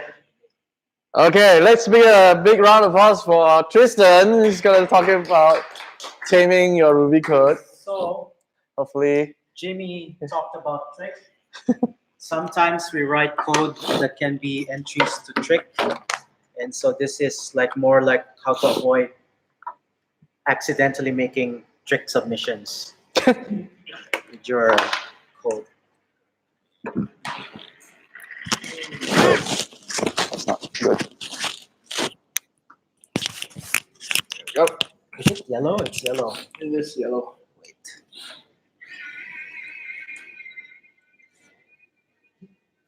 Where's my night light?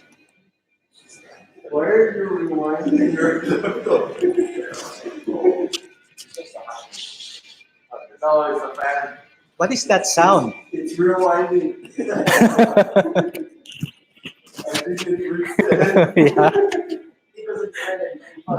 No, because we were recording. I think it just recorded the end of the thing. What is that?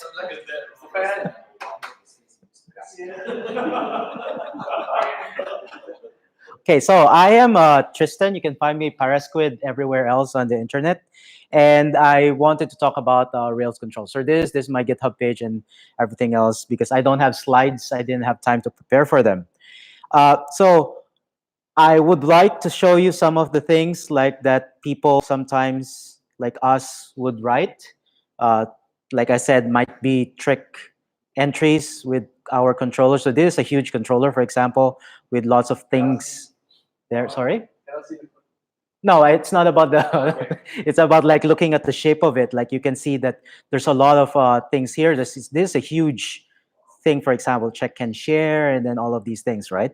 And one of the things that, there's another one, registrations controller, for example, where you have like create would be all of this building a huge resource until like, and then you have like private methods, resource can something. So one of the great things about Rails and why it is quite easy to pick up is that we have the freedom to do things so that you can just make things work. Because sometimes you just want to do your job, you just want to make this work, and then you just make sure like you're struggling and wrestling with the with Ruby and say, please just do what I tell you to do, and then you end up with these things. And then of course this is neither a good or a bad thing. It allows you to get this working. If Ryan was talking about speed to market, right? If this allows you to go to market very quickly, this is not something that you should avoid. If the alternative is to spend 2 weeks just to get your code very clean, then maybe this might be the way to do it, right? So that's the great thing about Ruby is that, or Rails in particular, is that we can do this or we can do something else. But I'm here to talk about alternatives where we can probably do something else. One of the things that we talk about like as a joke in programming is that there are two difficult things in computer science. One would be cache invalidation. The other will be naming things and off by one errors, right? And I would like to focus on the naming things because the naming part, it's not just about variable names. This is about naming concepts. And so why is naming things quite difficult? It's because as a solo developer, or if you're working in silos, it's easy to get all of the context in your head. But once you start sharing these concepts out, that is when you attach the name. And the name is the only thing that concept is referenced by other people. They don't have your context. They didn't go through the same thing as you did. And so giving that name to that concept is quite difficult. But we will try to put a few names on whatever it is that we're doing. And so hopefully that whatever context that our refactoring is going through will be sticking to you. All right? Okay, so like I said, doing solo work is fine, but with you're in a team, then you need to be able to have other people follow you. So let's talk about these controllers. The prevailing wisdom there is that controllers should be thin and the model should be fat, like that. Well, thin controllers, fat models. It is not a very thin controller, but why is that a prevailing wisdom? Why is that being mentioned many times? It's because controllers, like if you think about what a controller functions in your program, they're more like managers, right? They know a lot of things, but they hardly do anything. So they usually would delegate things to other workers, basically. And that is how we would like to think of our controllers as well. This is actually a true story. When I was doing, when I was a manager at a restaurant, I thought that some of the people doing the burgers were quite slow. And so I did the burgers myself because I had training on that. I could actually churn out more burgers than the person that was a trainee. And then my senior manager told me not to do that because if I do the work, then I fail to oversee the rest of the operations of the kitchen. And so even though I can output more of the products, I'm not functioning as a manager in order to make sure that everything else is working smoothly as possible. And so that is why that maxim came about, that thin controllers, fat models. Of course, what happens most of the time is that most of the code that is in the controller just gets shifted outside. It's like cleaning your closet. You just move the mess from one location to the other without actually cleaning it up. So that's what we want to avoid at this point. So the manager knowing a lot and not doing so much is a tongue-in-cheek, but that is actually what we want to follow. So a simple approach would be to do something like this. I think we have an example here. So this particular thing. So when I came about with this project, is it larger now? Yeah. I saw that this was actually interesting because you have something called an operation. So we're going with the naming conventions now. This is an operation where it takes as an argument itself, which is basically the controller, and I'll show you the control itself. And so basically it is the same thing as you would have taken whatever is inside the controller, pasted it inside here. Let me just close this. And everything would have still worked. And this is like a simple equivalent of moving whatever mess is there, putting it in a different file. It's halfway there because your controller is basically the same thing, and you're just calling it differently. It's good, it's all right, but it's moving things around. And this is where the smell of coupling comes in. So you've probably heard about coupling, about things being connected or dependent on each other quite a lot. Why is it that coupling is something that we want to avoid, right? It's because the more things are coupled with each other, the more difficult it is to make a change that's isolated between everything else. Like imagine, for example, that like a bridge, a particular section has a lot of connections with other places. If you have to maybe change it, then you have to make sure everything else around it that's coupled with that section is also either changed or at least guarded against that piece being out of commission for a bit, right? So that's why even in code or in engineering, in bridge engineering, in houses, everything in construction, the less coupled things are, the more modular things are, then the easier it is to make changes. Especially in our profession where things change quite a lot, this is what we want, making things easier to change, which is why coupling is frowned upon, right? So what, in this case, it is still the same thing. It is as if, where are we? It is as if the operation that call, like these two lines, were replaced by this whole file, but we are still very coupled into the whole controller, right? You don't know what parts of the controller are being called in. And that's actually something that I'd like to call into as well. Like, why is there a maxim called composition over inheritance, if you've heard of it? Like, why do we want to prefer composition over inheritance? What is so smelly about inheritance? And that has something to do with something called the surface area of an object. If I go, for example, I go here, I go to the user model. Sorry, it takes a bit of time. So the surface area of an object is the number of methods that an object has. If I go to user.methods, and I just remove the normal Ruby methods, and I'll just do a count.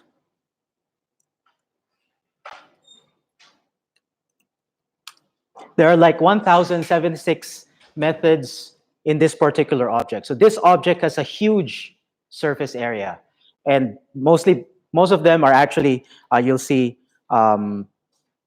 like generated due to active record validations, all of active record callbacks, most of them inherited from active record base itself. And so the reason why composition is preferred is because when you compose things, the surface area of that object is well contained within that object. Whereas when you inherit from a parent, then you inherit all of the objects that your parent also has. And the reason why a large surface area is frowned upon is because that invites more opportunities for coupling with other places of your code. Like, for example, in this particular section, it is coupled with the whole controller object, which has a lot of methods by itself. You can use anything basically in the controller, and once something changes, then you have to go through each of them again, make sure that all of the changes are actually being considered, right? It's also another reason why the auto-loading mechanism of Rails is a bit of an issue, because basically all of your constants, all of your classes are globals. Like, for example, if you've written JavaScript, you would know that you will have to import a file first before you can use it. In this case, in Rails, you just summon like access code, and then it's just there. Basically, everything inside your models folder, or like in your live folder or controls folder, everything is accessible, and it's almost like a global. And in one of our probably earliest memories of as a programmer is that not to write global variables, because it's the surface area is a lot larger. Sorry, it's a bit late. Bye.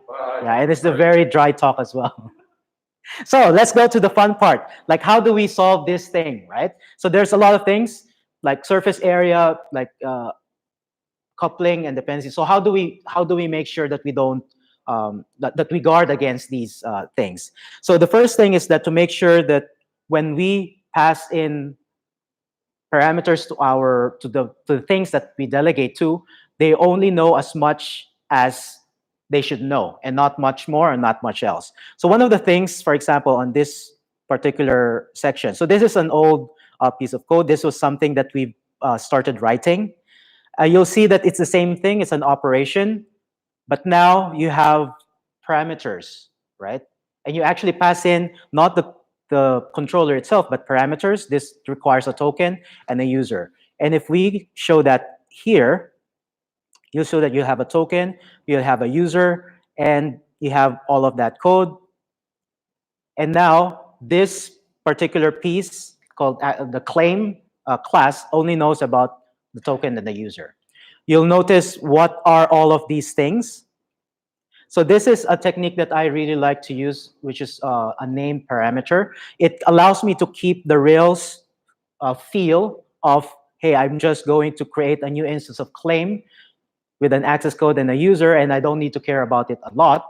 But I can give this object optional knowledge.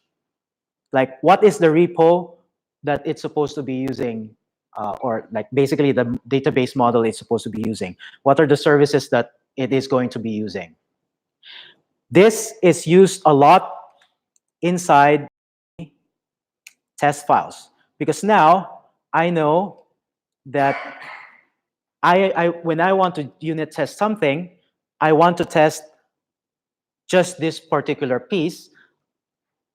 Rails has already tested how database saving works. I know it will save things, and if it doesn't, then something in Rails would break, and it's an even larger problem. So I don't need to test that. This has already been tested and written before. This has been this is new, but I can test it separately as well. All I need to know is whether it will return me something that I expect, like either a true result, a successful result, or an exception. And that's another thing that is good for a lower surface area, is that when it returns something, you know exactly what you should check. You don't have to check all of the methods that this particular object gets returned to. You only check that small surface area. All right. Another concept that we would would like to name would be the result. So you'll probably see if I do success, you'll have a lot of these things. For example, success true, and sometimes it's not even the same line, so it doesn't show up here. Sometimes there will be like a success but without data. So this is generating JSON, like a hash basically, but because our front end expects this particular format. But sometimes it is differently created. Like there will be sometimes data, there will sometimes be no data. Sometimes there is a success false with errors, different ways of adding the errors. And so what you would want to do is if you find sections where that concept is repeated over and over, you give it a name. And the way you formalize giving it a name would be to create an object about that name, about that concept, and then you do that return. So in this case, we determined that the success or the failure of an operation is something that we want to formalize. So we actually have something called a result object. So it doesn't have to be this complicated. The proxy method missing is probably something like another talk all of its own, like how to properly implement method missing, for example, because we wanted the result object to act almost as if it is the object that it's encapsulating just for debugging. Like if there's a failure, you debug just before that and then find out, oh, this result is a failure, and then ask the result object without having to go through like result dot enclosed object dot and then do the test there to inspect the particular object. So this is just more of a convenience thing. The actual interesting part would be the result, where you define a 2H, like to a hash, and then you have two objects called success and failure, where it formalizes what a success and a failure JSON object looks like. And so this is actually being passed in and out by all of the operations and services. And so in the end, all you end up is result.2h or result.2h. And the tech here, you'll notice the difference here. You have an operation call. Sometimes you'll have an if group.save. So the check for the result, whether it's success or failure, is also very different. But if we formalize on result, then it's always if result.success, because all of the operations underneath will always be returning a result object. So that formalization of what a successful result means simplifies your controllers even more.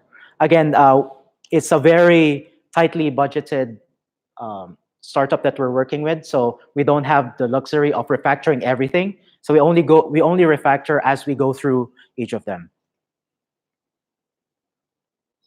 All right. So an operation is the best way to think about an operation is what does it do? So in this case, we want an access code to be claimed. But sometimes an operation might need to do multiple things, like depending on the parameter that it was passed, like that type of access code. In this case, it might redeem a global access code. Where are we now? Where's claim? There you go. It might redeem a global access code. It might redeem an institution-based access code. So in this case, we want to even split it out into services, like this redeems a global access code, this redeems an institution. And in this case, again, we use result failures in order to like formalize again the result process. So what does this all give us? You'll notice that here in claim spec, most of the specs used to be Rails helpers, and it was very, very difficult to run tests quite quickly. But because this, in this manner, we don't care really about how it is being saved in the database, for example, because we have already abstracted that out into a repo. Then that means when we run the test, then it's quite fast. You you just have everything like immediately there. Because all you need to do is to mock it, make sure that it either returns a failure in saving or a success in saving, or maybe the global access token is not found, or all of these scenarios. And you actually just ask the object, make it return what you are expecting based on your surface area, and then do the condition on that. And you can test that particular code path. And if this would be these concepts, what would happen would be you will have a testing pyramid where you have a lot of unit tests, and you'll have like a few feature tests to make sure integrations are working, and you'll have your regressions working. You're protected against regressions, and most of your controller tests, if not all, are actually gone. Because what would happen would be your controllers are really just managers now. They're just gluing things together, and controllers are part of Rails. You don't need to test them anymore. You don't have to do a controller test whether this particular instance variable was given to this particular service. It's already in the code. You know it's already passed in. What you want to test would be the operation itself. What is the object that is being delegated to do the actual work? Right. So these are like ideas that we've been trying out in the current project. So these are production. This is already in production. So these are things that we are doing in order for our team to work better. Like when we talk about concepts, we know, okay, can you try out this operation, for example? Then we know we're looking into the operations of this particular controller. We don't have to go, for example, into this. Again, this is like really old parts of the code where, okay, what is this thing trying to do? You don't have to go through it and parse it. There's already a name. When you see this, for example, oh, update, it might be because Rails has the RESTful thing, but what is it trying to do? It's trying to claim an access code. Yeah, sorry, you had a question? Okay, yeah. So naming it like this makes it easier even for future developers who come and not have to like confuse themselves. What is this portion trying to do? And that's I don't have a conclusion because I didn't get to finish the thing. But that usually I'll have like a moral lesson or something. But that is the presentation as I got it to do. So if now we can turn it into a discussion. And I think you had an idea of a Ruby clinic as well, where you can come with your laptop and with your code and ask like for help from anyone. And this might be the start of a Ruby clinic. So if we can turn it into a discussion, then yeah, we can do that. Yeah. The folder structure, sure. Which part?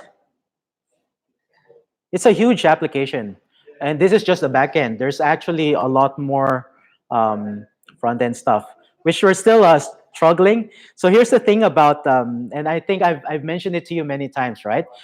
We have all of these like really good practices in Rails or Ruby, or like tests, test-driven development, making sure like dependency injection, everything else. But when we start going into like, let's say React, like all of that falls apart. Like, okay, it's Cowboys time, and then we just put everything. And I've mentioned many times, I feel that most JavaScript code feels like PHP, where you have PHP code, you have JavaScript code in the middle of like HTML. So yeah, so again, but then the JavaScript world is still maturing. It's not as mature as the other. It's like what? Yeah. JavaScript only really took off when V8 became a thing, when Node.js became a thing. Yeah, exactly. But the So language itself is like 90 something. Mozilla, sorry, yeah, the Netscape. still dealing with like what? Like class. Oh no, so the thing is, I did a presentation before in KLJS, I think 2017, I think. when ECMAScript finally introduced the power operator, like double star. Like, so I was like, congratulations, you have a power operator now or something. Yeah. So that was fun. So yeah, so like anything that came out and resonated with you on this one. It's not as polished as I would like. I'm basically here to just fill the time because Jimmy asked me to. Well, this looks pretty polished now, like the update operations, Yeah. No, so when I came about here, I think it was already good where, like I said, the whole operation thing is already part of the culture of the code, right? But I thought we can make it like a step further because again, we had a huge surface area when you pass in the whole controller. Again, this is already good. You've already isolated parts of it. You've already named the operation. I know that, well, it does show, so most likely it shows the access code or something. But when you go to the code itself, there are things like you'll get access code suddenly being pulled from the ether. Like, where did this access code come from? It must be a model somewhere. Maybe it's a library. Maybe it's not even a model. Maybe it's some helper function somewhere. So you're not sure, right? You're not sure what's actually being done. So because of that kind, if you were the only developer working on this code base, then you know everything. You have the context. But once you start working on a team, it becomes a bit confusing, and there's a lot of time wasted in getting back all of the context. Whereas if you start naming things and encapsulating those concepts into proper objects, then it becomes easier to partition off the knowledge, make sure that you're only dealing with this part, and the rest, you can trust that it's been written well.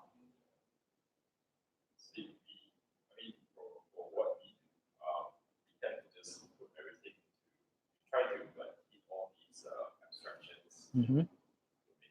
Yeah. So usually what will happen is that they just put everything under the services folder and service objects. Mm-hmm. Within the source service objects, anything goes. As long as the knowledge of that is all isolated to that particular service. So it doesn't like hold it random objects from anywhere else. Mm-hmm. Unless those objects are like. So that way it's like anytime a new team member comes in, it's like it's all like okay. Yeah. At least you have you know which drawer to look for. Exactly. In this case, yeah. Because we've taken over some projects where, just to find out, oh my goodness. Yeah, it is. Just to find out where that final product comes from, we have to go to 40 different abstractions. Yeah. microservices. Exactly. So to generate one report takes an hour. Where is that hour coming from? Yeah. We had no idea. So you had to trace through things, right? Yeah. Like, because it's calling this, Yeah. and because of the global nature of constants in Rails, Yeah. like, where did this come from? Exactly. And all of these things. Yeah. So it's like we try to just like, it's okay to write like procedural code. You don't have to be fancy. Don't abstract where you don't need to. Yeah. You just put all that messy code put it into one file. Then as long as we know where everything that file is coming from, that's fine. Mm-hmm. So we try not to be too dogmatic. Mm-hmm. The whole thing. Yeah. We always have to balance the theory, like you were saying. There's too much theory, and then less practice, and then you'll have like all of these, like, yeah, I think you said about the about the talks in a certain conference. Yeah. So one of these days, I'm going to bring that code over, and then Yeah. you guys can walk We can Yay! I guarantee by the third meeting, you guys will put it there. Yeah. I think it's a good thing. Like, we can show. I mean, if you guys are comfortable enough, or to show code part of your production code. No, that's not my code, right? We It's can- someone else's code that So- we refactored. So Yeah, we can collectively Yeah. predict on it. well, maybe not even critique, but we can even get like, what's the pain point here? Like, Exactly. what We is can the discuss problem? about, like, Yeah. what can be better, and And I then- think that's Because I'm sure some people might have experienced the same thing and then solved it, then we can just all learn from each other. So this is a word that I forgot to mention in the topic. This should have come into the surface area discussion. This is called connaissance. It's like it's from French, I think, because nascent or naissance or something means birth. So it's being born together or something like that. So it's so again in engineering or structured design, there's coupling, like the bridge example. There's actually something similar in software development. So there's the connaissance. How do you say it? Connaissance of name, of type, of meaning, position, and algorithm. And I forgot which one was better, or like it is in a hierarchy, and then you want to always move towards, I think, down. So if you're so again, connaissance means if one thing changes, then the other needs to change because they're coupled together. So you always want to move to a connaissance of I think, like a lower hierarchy. So, well, there is. I mean, for a working program, there's no way to avoid coupling, right? Because otherwise things will not work together. So you want to reduce the amount of coupling into only to the necessary ones. Because algorithm, I think, is about like the logic itself, right? And so they're coupled. They're doing this like you're debiting a bank account because it's about transaction, an ATM transaction. So they're related because it's an ATM transaction, and that's a coupling, but that's a necessary coupling of algorithm. So this is necessary in order to perform the logic about this. But about name, for example, where like it's actually one of the easiest way to fix, where access code, you're just pulling things, and now if your database model is not access code anymore, it's promo code, then now you have to change everything and make sure that everything else passes, which is actually something that is relevant here because in the front end, it's called promo code.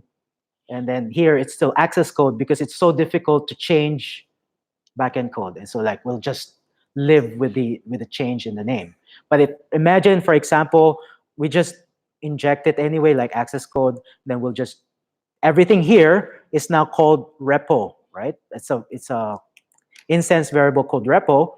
Now, there's only one place that you change it, and everything else, let's say this is a longer thing, everything else is just about the repo object. I don't care where it came from. I know it does what I want to do. And in this case as well, it doesn't even have to be a database object because in the test, it is a mock, right? Yeah, the question. Sorry, what? The API file. This one.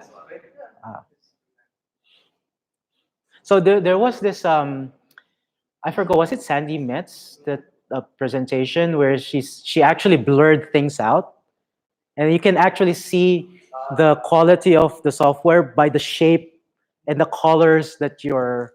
So if you squint and you don't see the actual words, but you just see the shape of it, you'll see you can't say something about the program. Like you'll have like an angle, for example, that this is probably a bad case of callback hell when you have like an angle like this, right? So something like, or you have like a huge like something like this versus chunks of things. So there are certain shapes in your program which are more or less like better or worse. I forgot which one. I'll probably share it like if I find it again. Sorry, no, I cannot. I'll do this. I can put this like. If there's anything I learned from Trick, it's this one. Is it correct? This is this one, right? This is the only thing I remembered. Yeah. Yeah. Yeah, I noticed. I mean, it's a separate question. But back to the controller. How do you guys set the convention for your API response? So, well, that's the new one that we're trying to push. the what do you call this? What do you call the one?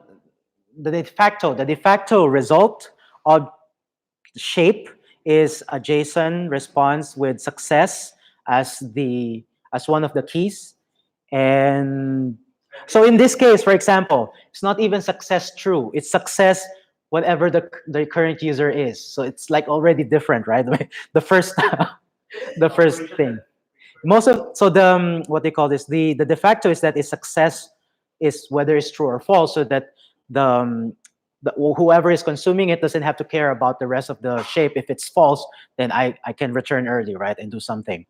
So it's success true and then the data, or success false errors. In this case, this is not following the convention. Success and the current user, whether, well, it is a Boolean. Yeah, but it is still true false, but you don't immediately see it, right? Yeah, it is. What I would have done is probably like accepted equals, and then move this in, right? And then something like this, then I would know that, oh, it is whether it was accepted or not. But yeah, yeah, it will be a true or false. Yeah, yeah. In this case, because it's not typed, right? I don't know whether this actually, like, there's no question mark at the end, so I don't know whether it will return a Boolean or a proper object. Or in this case, yeah, I can double bang the thing. I don't even know if it returns nil, right? Maybe in like a falsy object or something. Yeah. So in that case, what we're trying out is to have the result object, which is this one. So it always returns either a failure or a success, and it has the correct data. And if you have extra metadata, for example, that you want to put in, the controller would know that. Like, the operation doesn't care. It only returns whether the operation succeeded or not. You have extra metadata because the front end, like, maybe wants to put, in this case, put some a pop-up whether the operation or the action was successful or not. And the only check that you have to do is whether it is successful or not. If the result is a success, you do this, else you do this. And the shape of that would be governed by 2H. So it's data, you'll have, and you have success and you have meta. One thing to note though, the current shape that is prevalent in everywhere is dictated by the front-end app, because the front-end app is trying to have a generic error message bar. So the way that you see everything has the same-ish shape. The JSON shape largely begins with that, because I mean, I don't know whether it's a. Well, this is the convention that was there, so. React front-end, but the backend becomes really standardized. Yeah. But that's a good thing to do. Always like. Yeah, even if you don't have a React front-end or single page app, this is the thing. Cool. So in this case, for example, yeah, okay. The thing is, even if it was not a JSON object, right? What you can do, if it's a normal Rails view, you could have just returned something like result equals result, for example, and this is your instance variable. And so your view relies on just one variable that contains everything. Your view is encapsulated into this thing, and your view is just a template now. That whether it's JSON, whether it's HTML, whether it's XML, it's all the same data. You don't have multiple instance variables that, oh, this is the user token, this is the thing. It's all just one variable. It's easier to just inspect what is the data that corresponds to this view. It's almost similar to how in React we have Redux, which is the state of the application. It's the one source of truth of the state. In this case, this is the one source of truth of the view. This is the view that generates the data. This is the data that is generating the view, basically. Okay. Yay! Sorry, long discussion and very dry. I think it's not long. It's like it's just 20 minutes. Yeah. So let's go. Yeah. If you have anything else to discuss more with Tristan about like refactoring, yes, go ahead and grab him later. And I'm really excited if we are to do the code clinic soon or next month. Maybe we can start it next month. Next month. Yeah, let's try and start a code clinic next month. So format to be finalized, but it will be kind of like a open floor if you want to, come up and show your. You don't have to show it here, for example. It can be like just pull a few people, pull someone that you just trust, or if you want to present it like this is a problem, I don't know how to solve it. I feel like it's a nice thing if we can. So let's say we dedicate the whole meetup to be a clinic. Then at the end of the meetup, we'll present our refactored code. I think it'll be nice. This was a JavaScript meetup, and we signed up for that. You have so many things to say to complain. Okay, that's cool. I don't need my laptop back because we don't have time to do anything else. This is the Xiaomi thing. It's an Android. It's an Android TV and projector app. You can actually watch TV here. Okay, so we don't have time for Today Island, as usual. But I think keep an eye out for the code clinic stuff. We'll post something out in the Facebook or the Slack or something. Maybe you can give us idea on how to run that as well. With that said, thanks for coming for today. That's a wrap for the meetup. I will hope to see you again next month. Thanks. Bye-bye. Are we adjourning somewhere? Are we adjourning somewhere? I don't know. I need to go home. We still have more pizza. Bye. So please take them. And if you want to stay more, do some